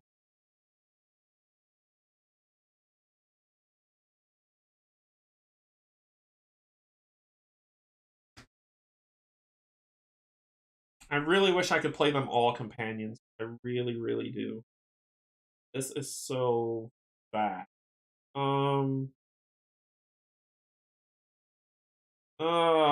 don't frickin' know.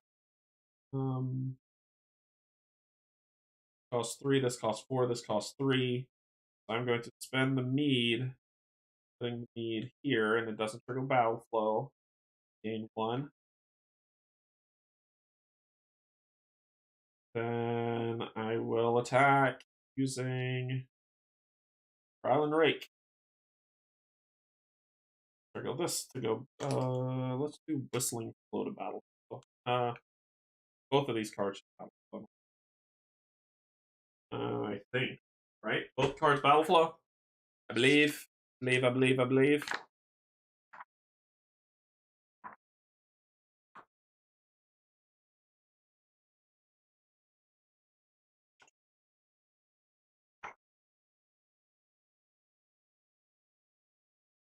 Battle flow. Page 11.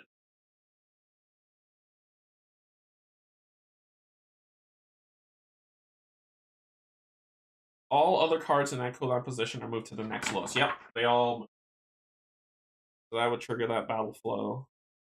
To do this 3 to Rylan Rake. Shoot. For my red.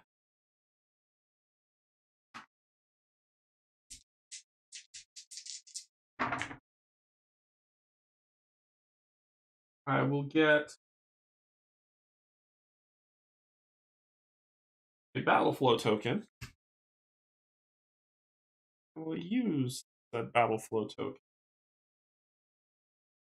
Battle flow.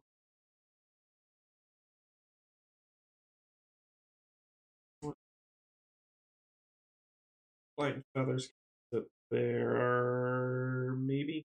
I'll round.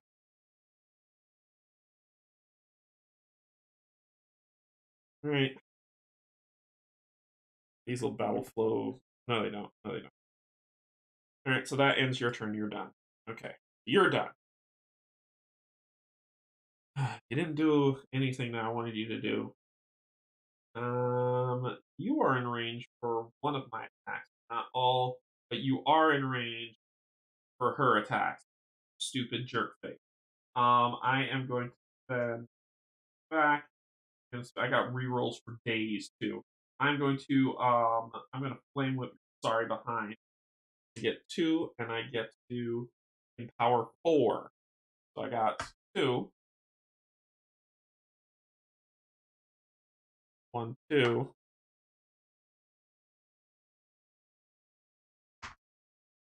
Three, 4. Actually, 3, 4. I got rerolls for days, big dog. So let's do this. I'm going to spend the reroll on that black.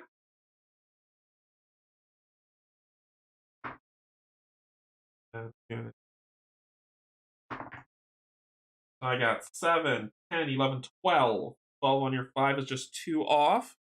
So that knocks you down to 2. Okay. Then I'm going to spend another. Drop the nuke. I don't care. Once you dead. I have to drop. Oh, actually, I could have burned this one. When you draw 3 or more cards to do it, I could reduce it by 1. I had 7, 8, 9, 7, 10, 11, 12. That'll put you down to a 4. That'd have done 3 damage. Oh, yeah, I'm doing that. I'm burning that to knock you down to 3, so you're down to 1 health, not 2. Then, attack me, you stupid jerk. Nuke them before they nuke you. Rolling 2. Nope, I'm rolling 3. Yeah, I got rerolls.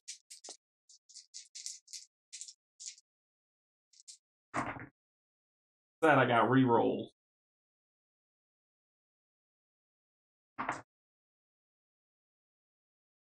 And this. And I got a reroll. This was a 3. This was a blank. No, it was a 2. It was a 2. It was a 2, a 2, and a blank. So this was a 1 that I needed. That's 5. That's what I needed to kill him. So he could go kick rocks. He can go kick rocks, you stupid face. You're dead. No one cares about you anymore. 4 Scarp Tribemen need to die for whatever's to come next. So she drops that nuke for getting jumped. and he dies. So let's take it in order. You're gonna get another one of these. And then we're open wounding stuff. The shaman. So all tribes, all Scar tribes that have lost any health move forward to the shaman. Where are you gonna go? Your shaman's dead on the floor. If a Scar tribe move to within range 2 of the shaman, heal. All Scar tribe except the shaman move forward to their target. You can move there. You got a bird on you, and then you will attack, and you will move closest target here, and then y'all are gonna attack. All right. So her first 1, and then 4 of these. 1, 2, 3. Jesus. 4. She slaughtered that guy. Yikes. Okay, so he's dead. So that is 6 dead, 3 rescued. Then he's gonna attack me. That's 6. Let's see what you got. Blank. Blank. Come on, you got 3 more to go.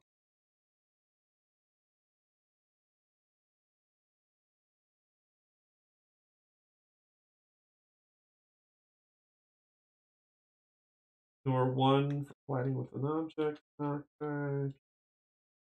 I haven't even taken my turn yet.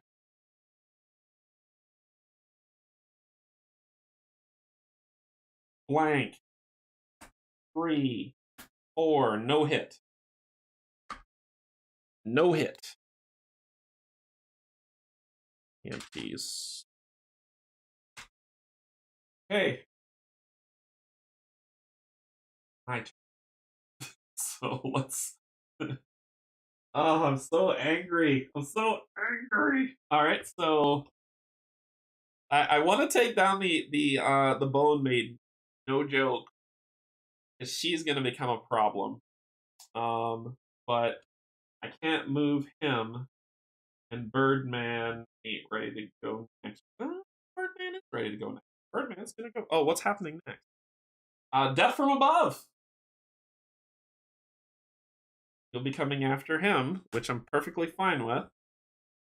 So Birdman is gonna go next. He gets to move 6 for one of his actions.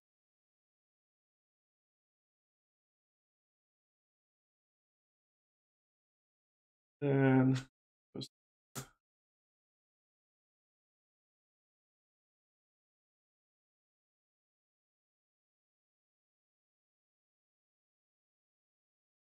or he can hit them both. He can move 1, 2, 3, 4, 5, and then he could do quilt throw, unarmed attack, range target up to 3 different enemies, attack once and apply all targets. Unarmed, unarmed, unarmed, unarmed, 3-1. When performing an unarmed attack, you may not use the might from your weapon, although you may still draw as many white cards. So it's unarmed plus, and you give me a red. Oh, hell yeah. Move here. 1, 2, 3, 4, 5. 1, 2, 3. 1, 2, 3. And then we are going to unarmed. We get a red because of quill throw, and we get to target everybody. So we don't have reroll tokens. We're going to do that.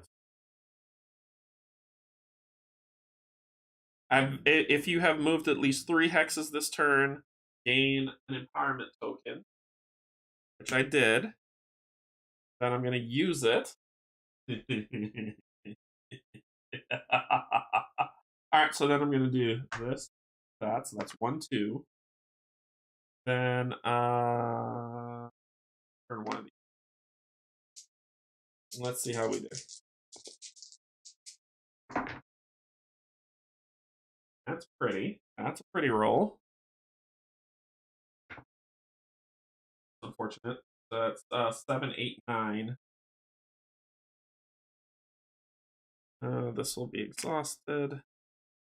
That's just 1 damage to each, unfortunately. Wish I could have done 2, but that's just 1 to each. So you'll go to 4. You'll go to 5.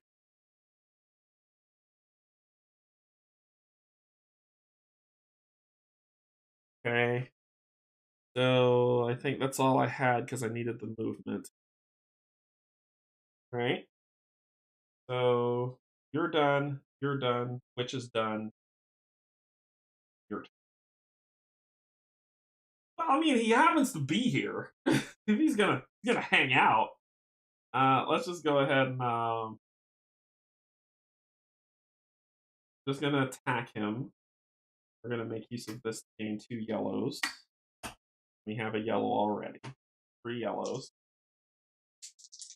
After you draw your attack damage, add 2 to that damage. So the Iron Chain's gonna get used as well. Yeah, we're gonna do first. We gotta see if we can hit. Ooh, that is pretty. All right, so then I'll exhaust this to add 2 to whatever I'm doing. 5. Oh, it won't matter. See, that won't. That's 5, 6, 7. It'll just be 9. It'll just be 1. So I'll hit him, knocking him down to 4. Then I'm gonna hit him again.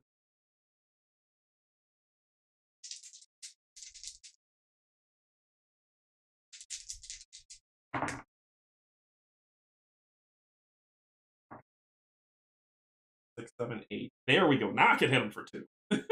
So now I'll exhaust it to make it 10. That's 6, 7, 8 plus 2, 9, 10, which I hit him, knocking him down to 2 health. Okay, that's all I got. That's all she wrote. All right, so their turn. We are doing Death from Above. Remove all scar from the board. Got a burn on you. Target the highest. Target the highest health Oathsworn. All Oathsworn may move 3. Oh, this ends the Oathsworn's phase, so I'm no longer hindered. Where we want to be. 1. We're right where we want to be. Place the tribe in empty hexes closest to the Oathsworn. Okay.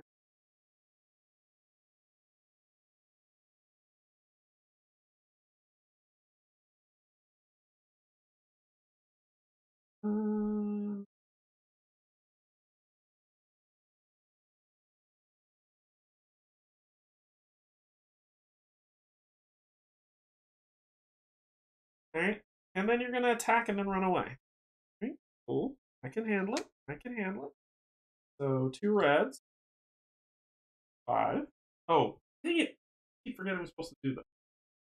So that is, I'm at 7. 7. Yeah, I'm at 7. That's 5. And then 8. 1, 2, 3, 5.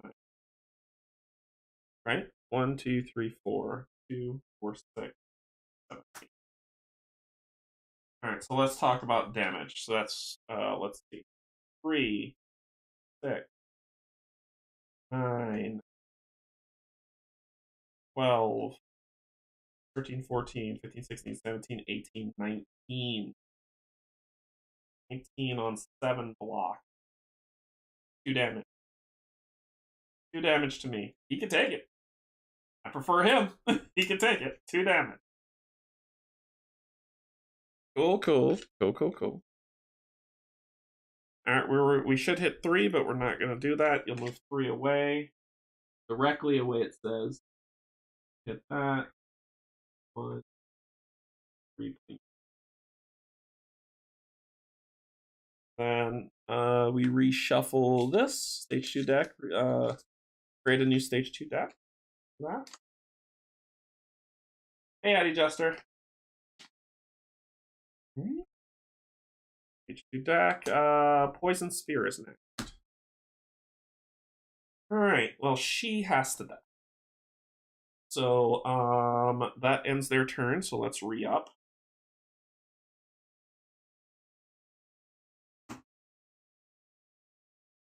Up, up.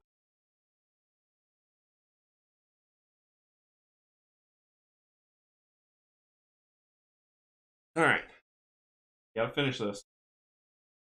Gotta finish this. I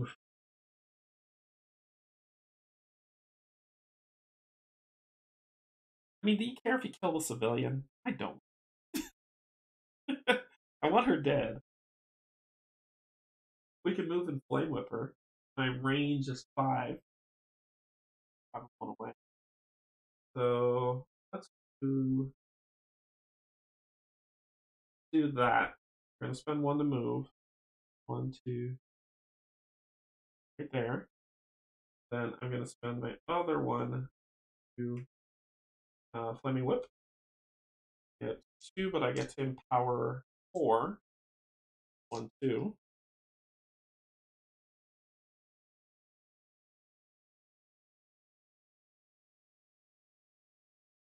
3, 4.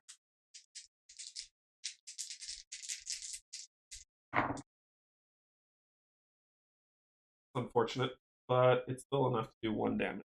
6. Yeah, still enough to do 1. So that will be 1 damage to the Bone Maiden, taking her down to 3. I'm focusing her down this time. Then that is it for you. That was your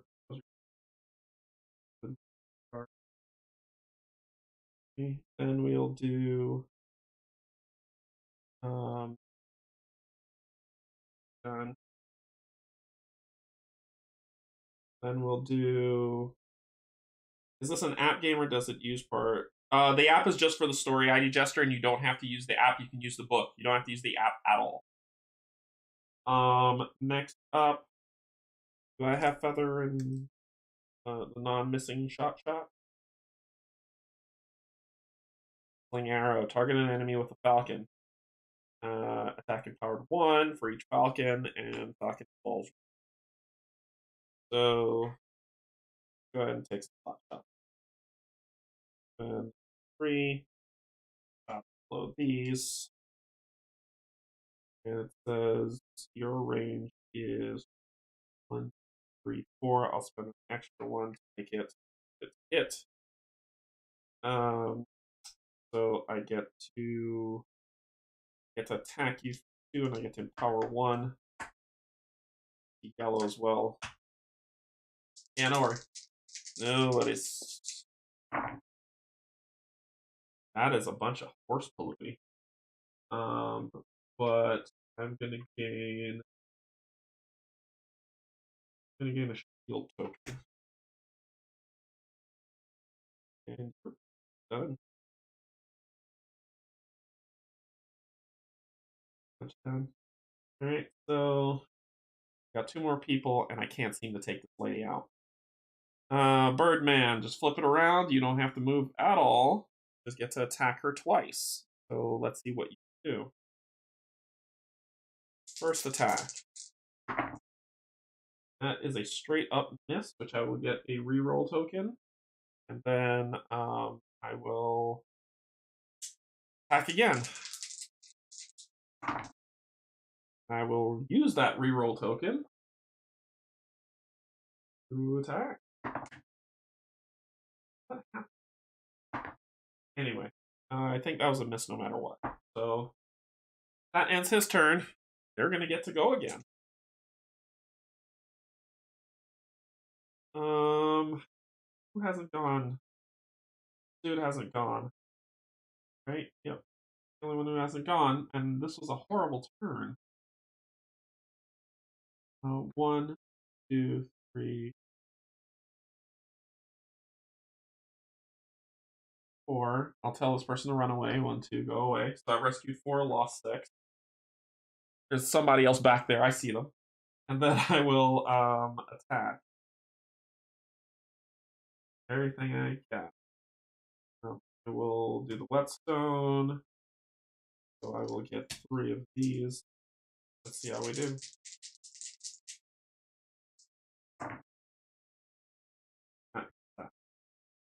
Taking that mess. Gimme.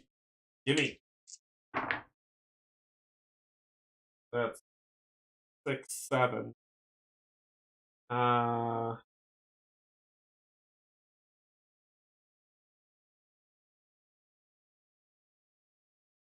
It'd still just be 1 damage, knocking her down to 2. Jeez, they're gonna live forever. That was a horrible round. I did nothing in that round. That was a bunch of crap. Ignore 1 loss. Like their turn. Poison spear. The bone targets the furthest enemy. They target civilians. So that civilian's the furthest away. All Scar Tribe move 3 to their targets. You are go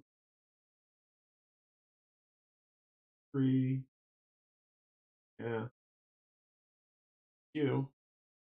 You're adjacent to an Oathsworn, so you're going to attack the Oathsworn. And then you're going to attack. So, okay.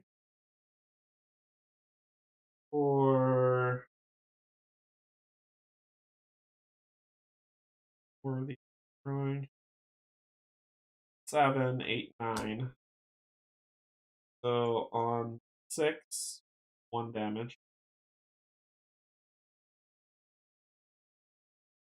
Then she's probably going to go down right about now. Oh, she's probably going to go down. 7, 8. I don't have anything to help her with. My ward's too far away to help her. She's got the. Oh, I keep forgetting about these damn defense cards. I keep forgetting about these damn defense. Sorry. So that would put her at 5. She's she has 5, and that is 7, and there's 2 more cards.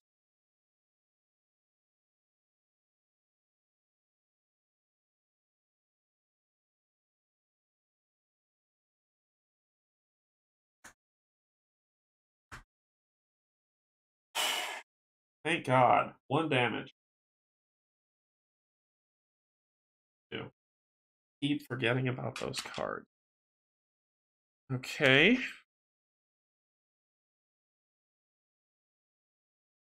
Alright, what's next? Open wounds, okay. Oh, and it says after they do whatever they're gonna do, I'll try to move 3 directly with target. 3.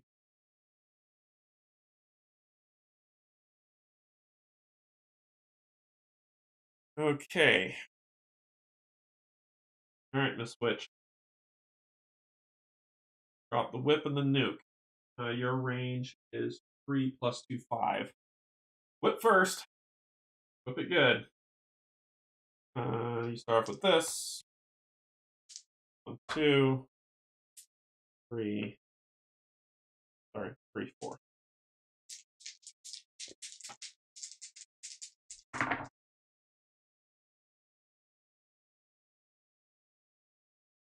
Reroll token. And I'll just do an attack. Because I can't roll dice to save my stinking life! I will reroll. Hello. And I missed! Awesome! I'm gonna get an animus token because can't hit. Here we go. Here we go. Ranger's next.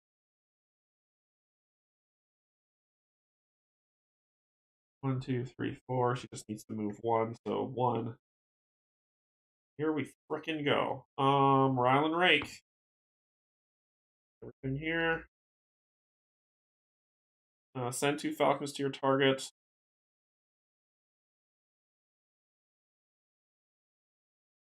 Then we will attack.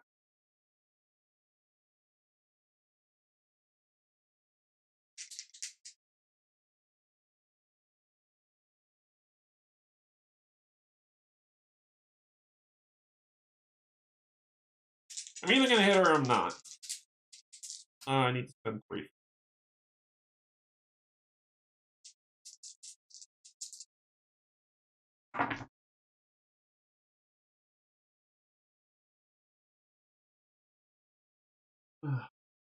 I'll get another shield token.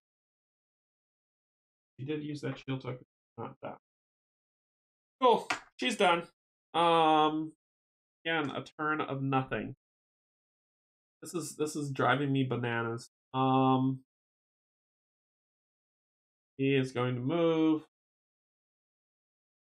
Can we kill her, or should I just go for the other guy and then deal with her kill cards? Oh, and I moved 3 to move closer so I can get the empowerment token.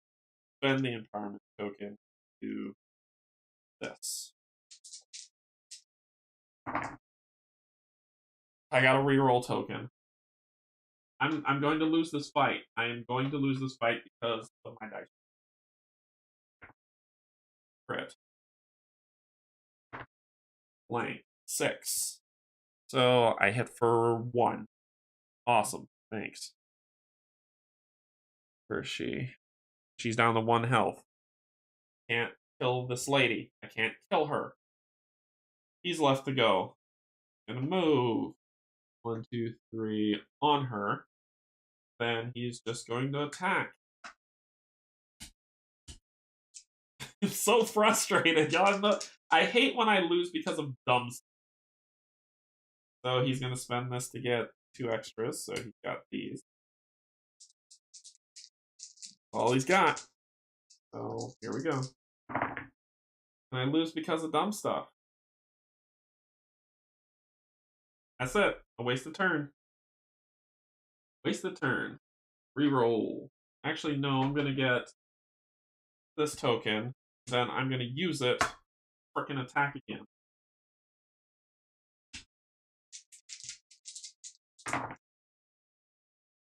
Three, fail. Doesn't matter.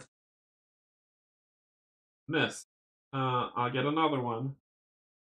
Right? Yeah, when you miss, I get another one, and then I'm going to use it to attack again. Why the hell not?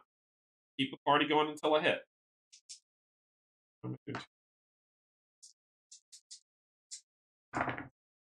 Miss. Do it again.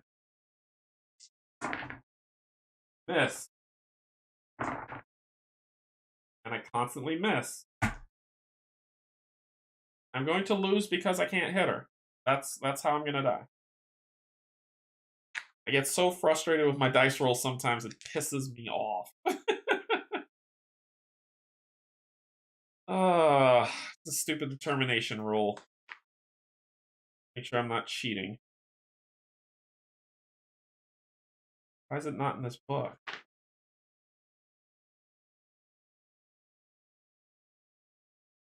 It's the encounter book.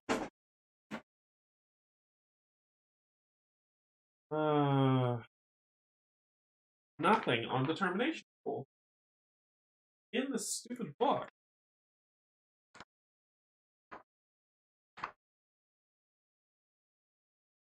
Hey, Canje, why have you been playing for 7 hours? Because I can't roll a frickin' die. If after redraws one of your attacks misses, draw 2 or more blank. Okay, so nope, that's just straight up miss. The end. Turns over. Turns over.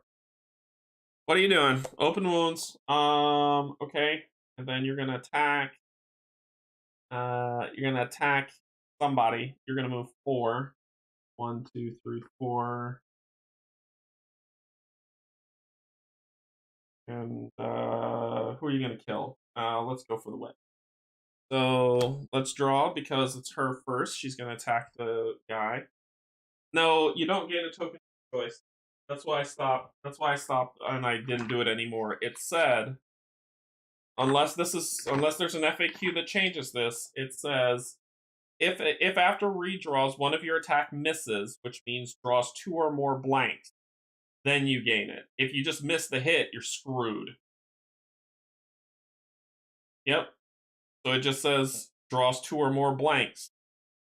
See appendix on page 28. So I don't get, or else I'll just keep rolling until I hit them. Yep. So it says it only means if you draw 2 or more blanks, not if you try to hit and bounce it off of. Oh, and get back that any were committed. Yeah, I failed the hit. I didn't miss, so I don't get them back. All right. Anyway, she's going first. She's gonna hit him. Why the hell not? 3, 4. Come on, knock me out. 6, 7, 8. I got 6. I get hit for 1. It's so infuriating. 2 turns. I did nothing.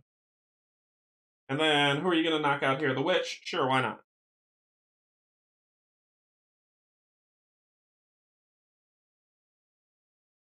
Yeah, just roll 10 white dice. Just call it a day. Or else all I have to do is play companions, just sit there and mill until I hit, which is broken. So it's a miss. Okay. So she hit him, and you're going to be hitting the witch. Killer. I'm so frustrated. Oh, God. Here we go. 1. Boom. 2. All right. 5, 6, 7, 8, 9, 10. 10 on 4. 2. She's dead. She has a 10 on 5. 2. She's dead. All right, the witch is out. So we're going to bring in somebody else. He's no longer key to my plan because I suck it. We'll bring out... I'll use the witch mini because... Well, no, I'll use one of them. We'll use Lucky. Lucky seemed to seem to have a pretty good go of it with 6 health. Lucky's got 2 animus. Alright. That's open wounds. You're done. What's next? Death from above. Why not? Let's kill everybody else. So we get stuff back. Get back. Back. Lucky, why don't you go attack? Sure. 1, 2, 3, 4. Why not? Lucky, there you go. And then you just attack her. You just attack her with your 2 dice. Because why the frick? 5. Hey, look! Lucky hit her. So she's dead. I just had to do 1 damage. That's the infuriating part. So she's dead, which means they're going to stage 3. Discard stage 2 cards.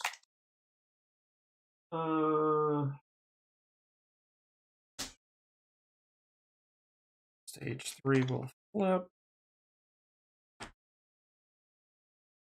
You will get... Is my Huntress dead? I think my Huntress is dead.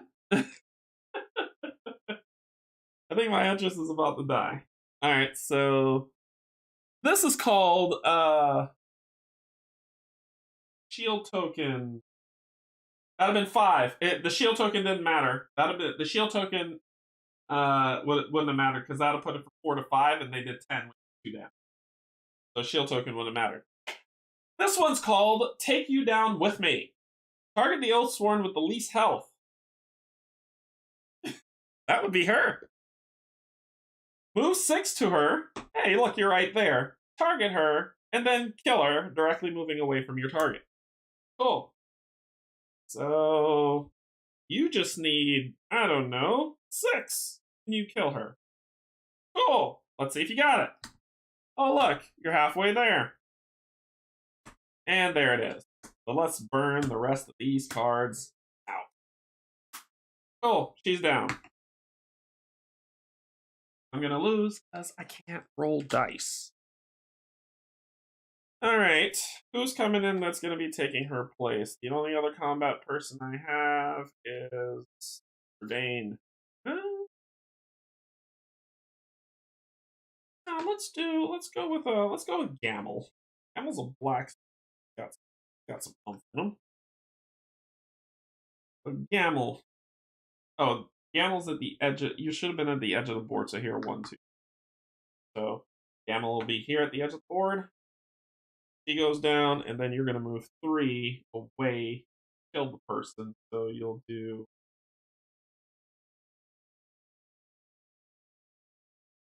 1, 2, 3.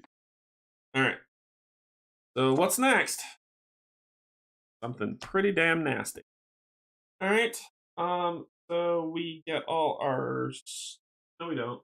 That was just your turn. The rest of everybody got stuff to do. You're gonna go first. 1, 2, 1, 2, 3, right there. And then you are going to attack him for 3 using this thing for sure.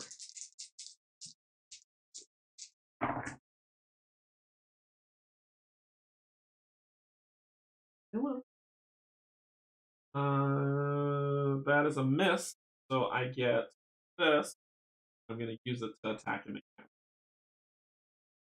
I can do that. Do something, damn it. 3. Nope. Alright. Next up.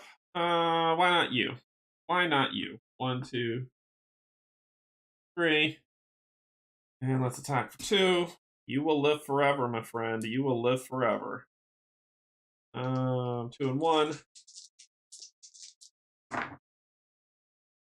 So that was a cock die. A miss. So I get to attack him again. That's 6. That's 1 damage. So he goes down to 1 health. That ends your turn. That was both your attacks. Move and attack. Lucky already went. So Gamel's next. Gamel gets 4. 1, 2, 3. Done. Okay. So what are you doing? Fury. Move forward to their target. You're next to me. Chain, range 2 target. This attack target a maximum of 4 enemies. Will only target this can hit both of them. Sweet. Move 3 away from their last target. Alright, cool. We'll fight them until we're dead. So let's see. We'll do. That doesn't mean anything. That doesn't mean anything. Come on, keep chaining.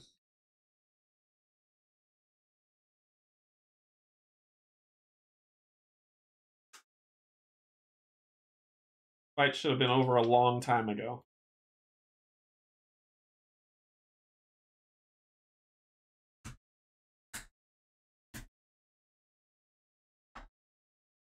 Six, 12, 13. 13 on 6. 2 hits. I'm down to 1 health. Sweet. And chaining.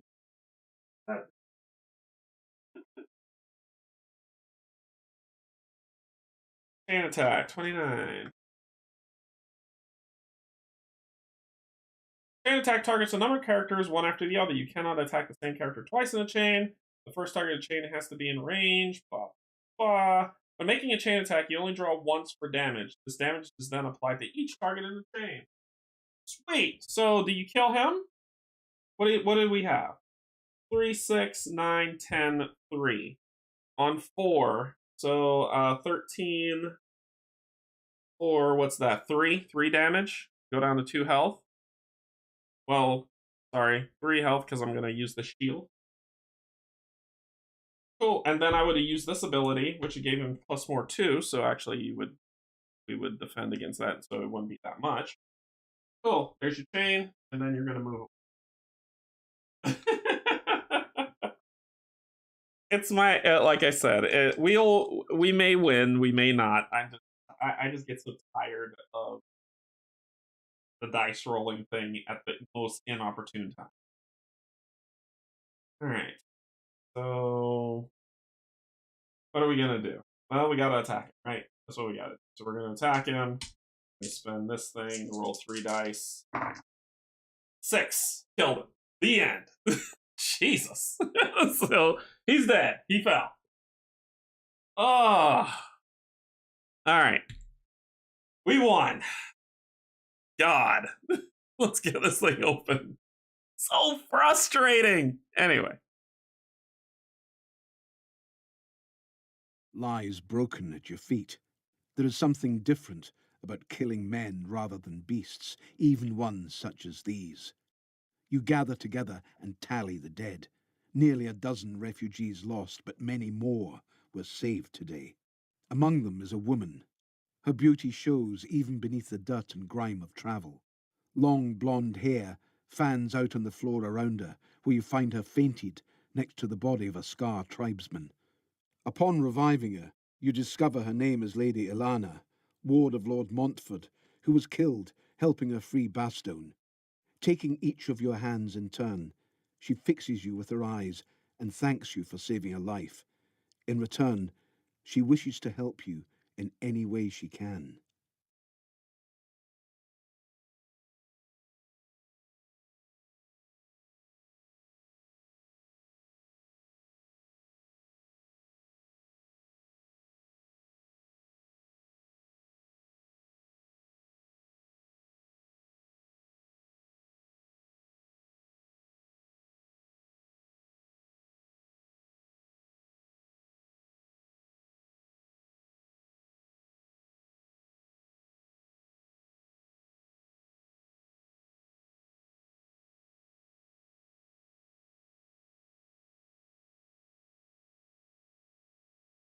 Oh, I was muted. Yeah.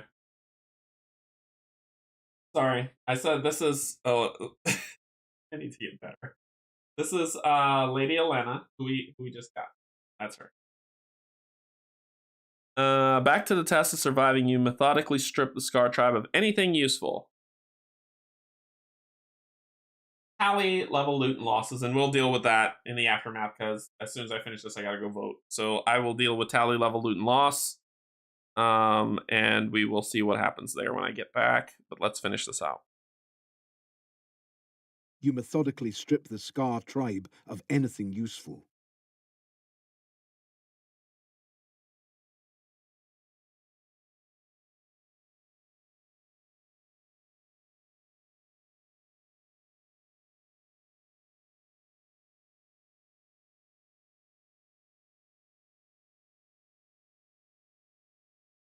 The refugees gather round you, reaching out hands of thanks. They know what would have happened had you not arrived. With signs of respect, they will follow the authority of your oath marks and place themselves in your charge. The responsibility is a grave one, but you are shown another compelling reason to bear it. A pile of rations, large enough to get you to Verum.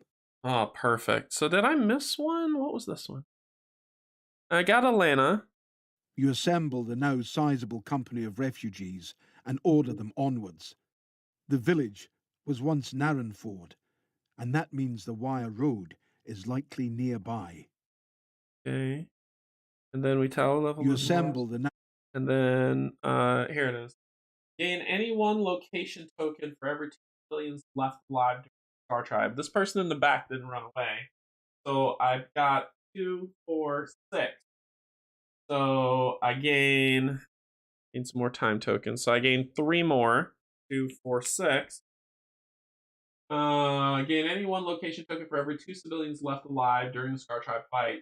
These represent your refuge. Place all refuge tokens into the free company bag. You do not need to record. You do not need to record your rations. You assemble and order them onwards. The village was once Narnford, and that means the Wire Road is likely nearby. So it says you assemble the now sizable company and order them onward the villages. But it says a pile of rations large enough to get us to Verum. So let's see what happens there. Was again engulfed in the darkness of the Deepwood. You fear the Wire Road may not have been run along the Verum Road after all. Then you hear a thrum, cold and metallic. It is the familiar sound. Thrum. The low plucking of the Wire Road. Thrum. You track it through the trees. Samuel stands, plucking the Wire Road. Thrum. You blink, and he is gone. You look back. None of the survivors have seen this. You're not sure if you've seen it yourself. Is this the echo of the satyr's touch, or is it a ghost hounding your steps? You don't know, but you are sure that you have found the way out. Leading the company to it, you reach out to the wire and you feel a warm spark. As you touch the metal, you feel hope. Hey, so we found the Wire Road and we're done. That was chapter 4. All right, that was chapter 4 of Oathsworn. I'm going to end it here. I know I usually like to show what's coming up next for the characters for chapter 5 so that I can paint them, but I can't do that because I got to go vote. So I'm going to end it here, and then I will post pictures in my Discord of the chapter 5 monster and the tally level loot and loss stuff, so that my patrons can see what those look like. I'll paint the minis, and we'll be back next week, Tuesday, to play some more Oathsworn for Chapter 5 and see how that goes. Thank you so much, everybody, for joining me. Sorry I have to cut this one really short because I usually love to show it, but I gotta hop. Vote once for me as well. No worries. But thank you so much. Thank you, my patrons, my YouTube subscribers, and everybody else who joined in. I will see you all later. Insert comment or slogan here. Bye-bye.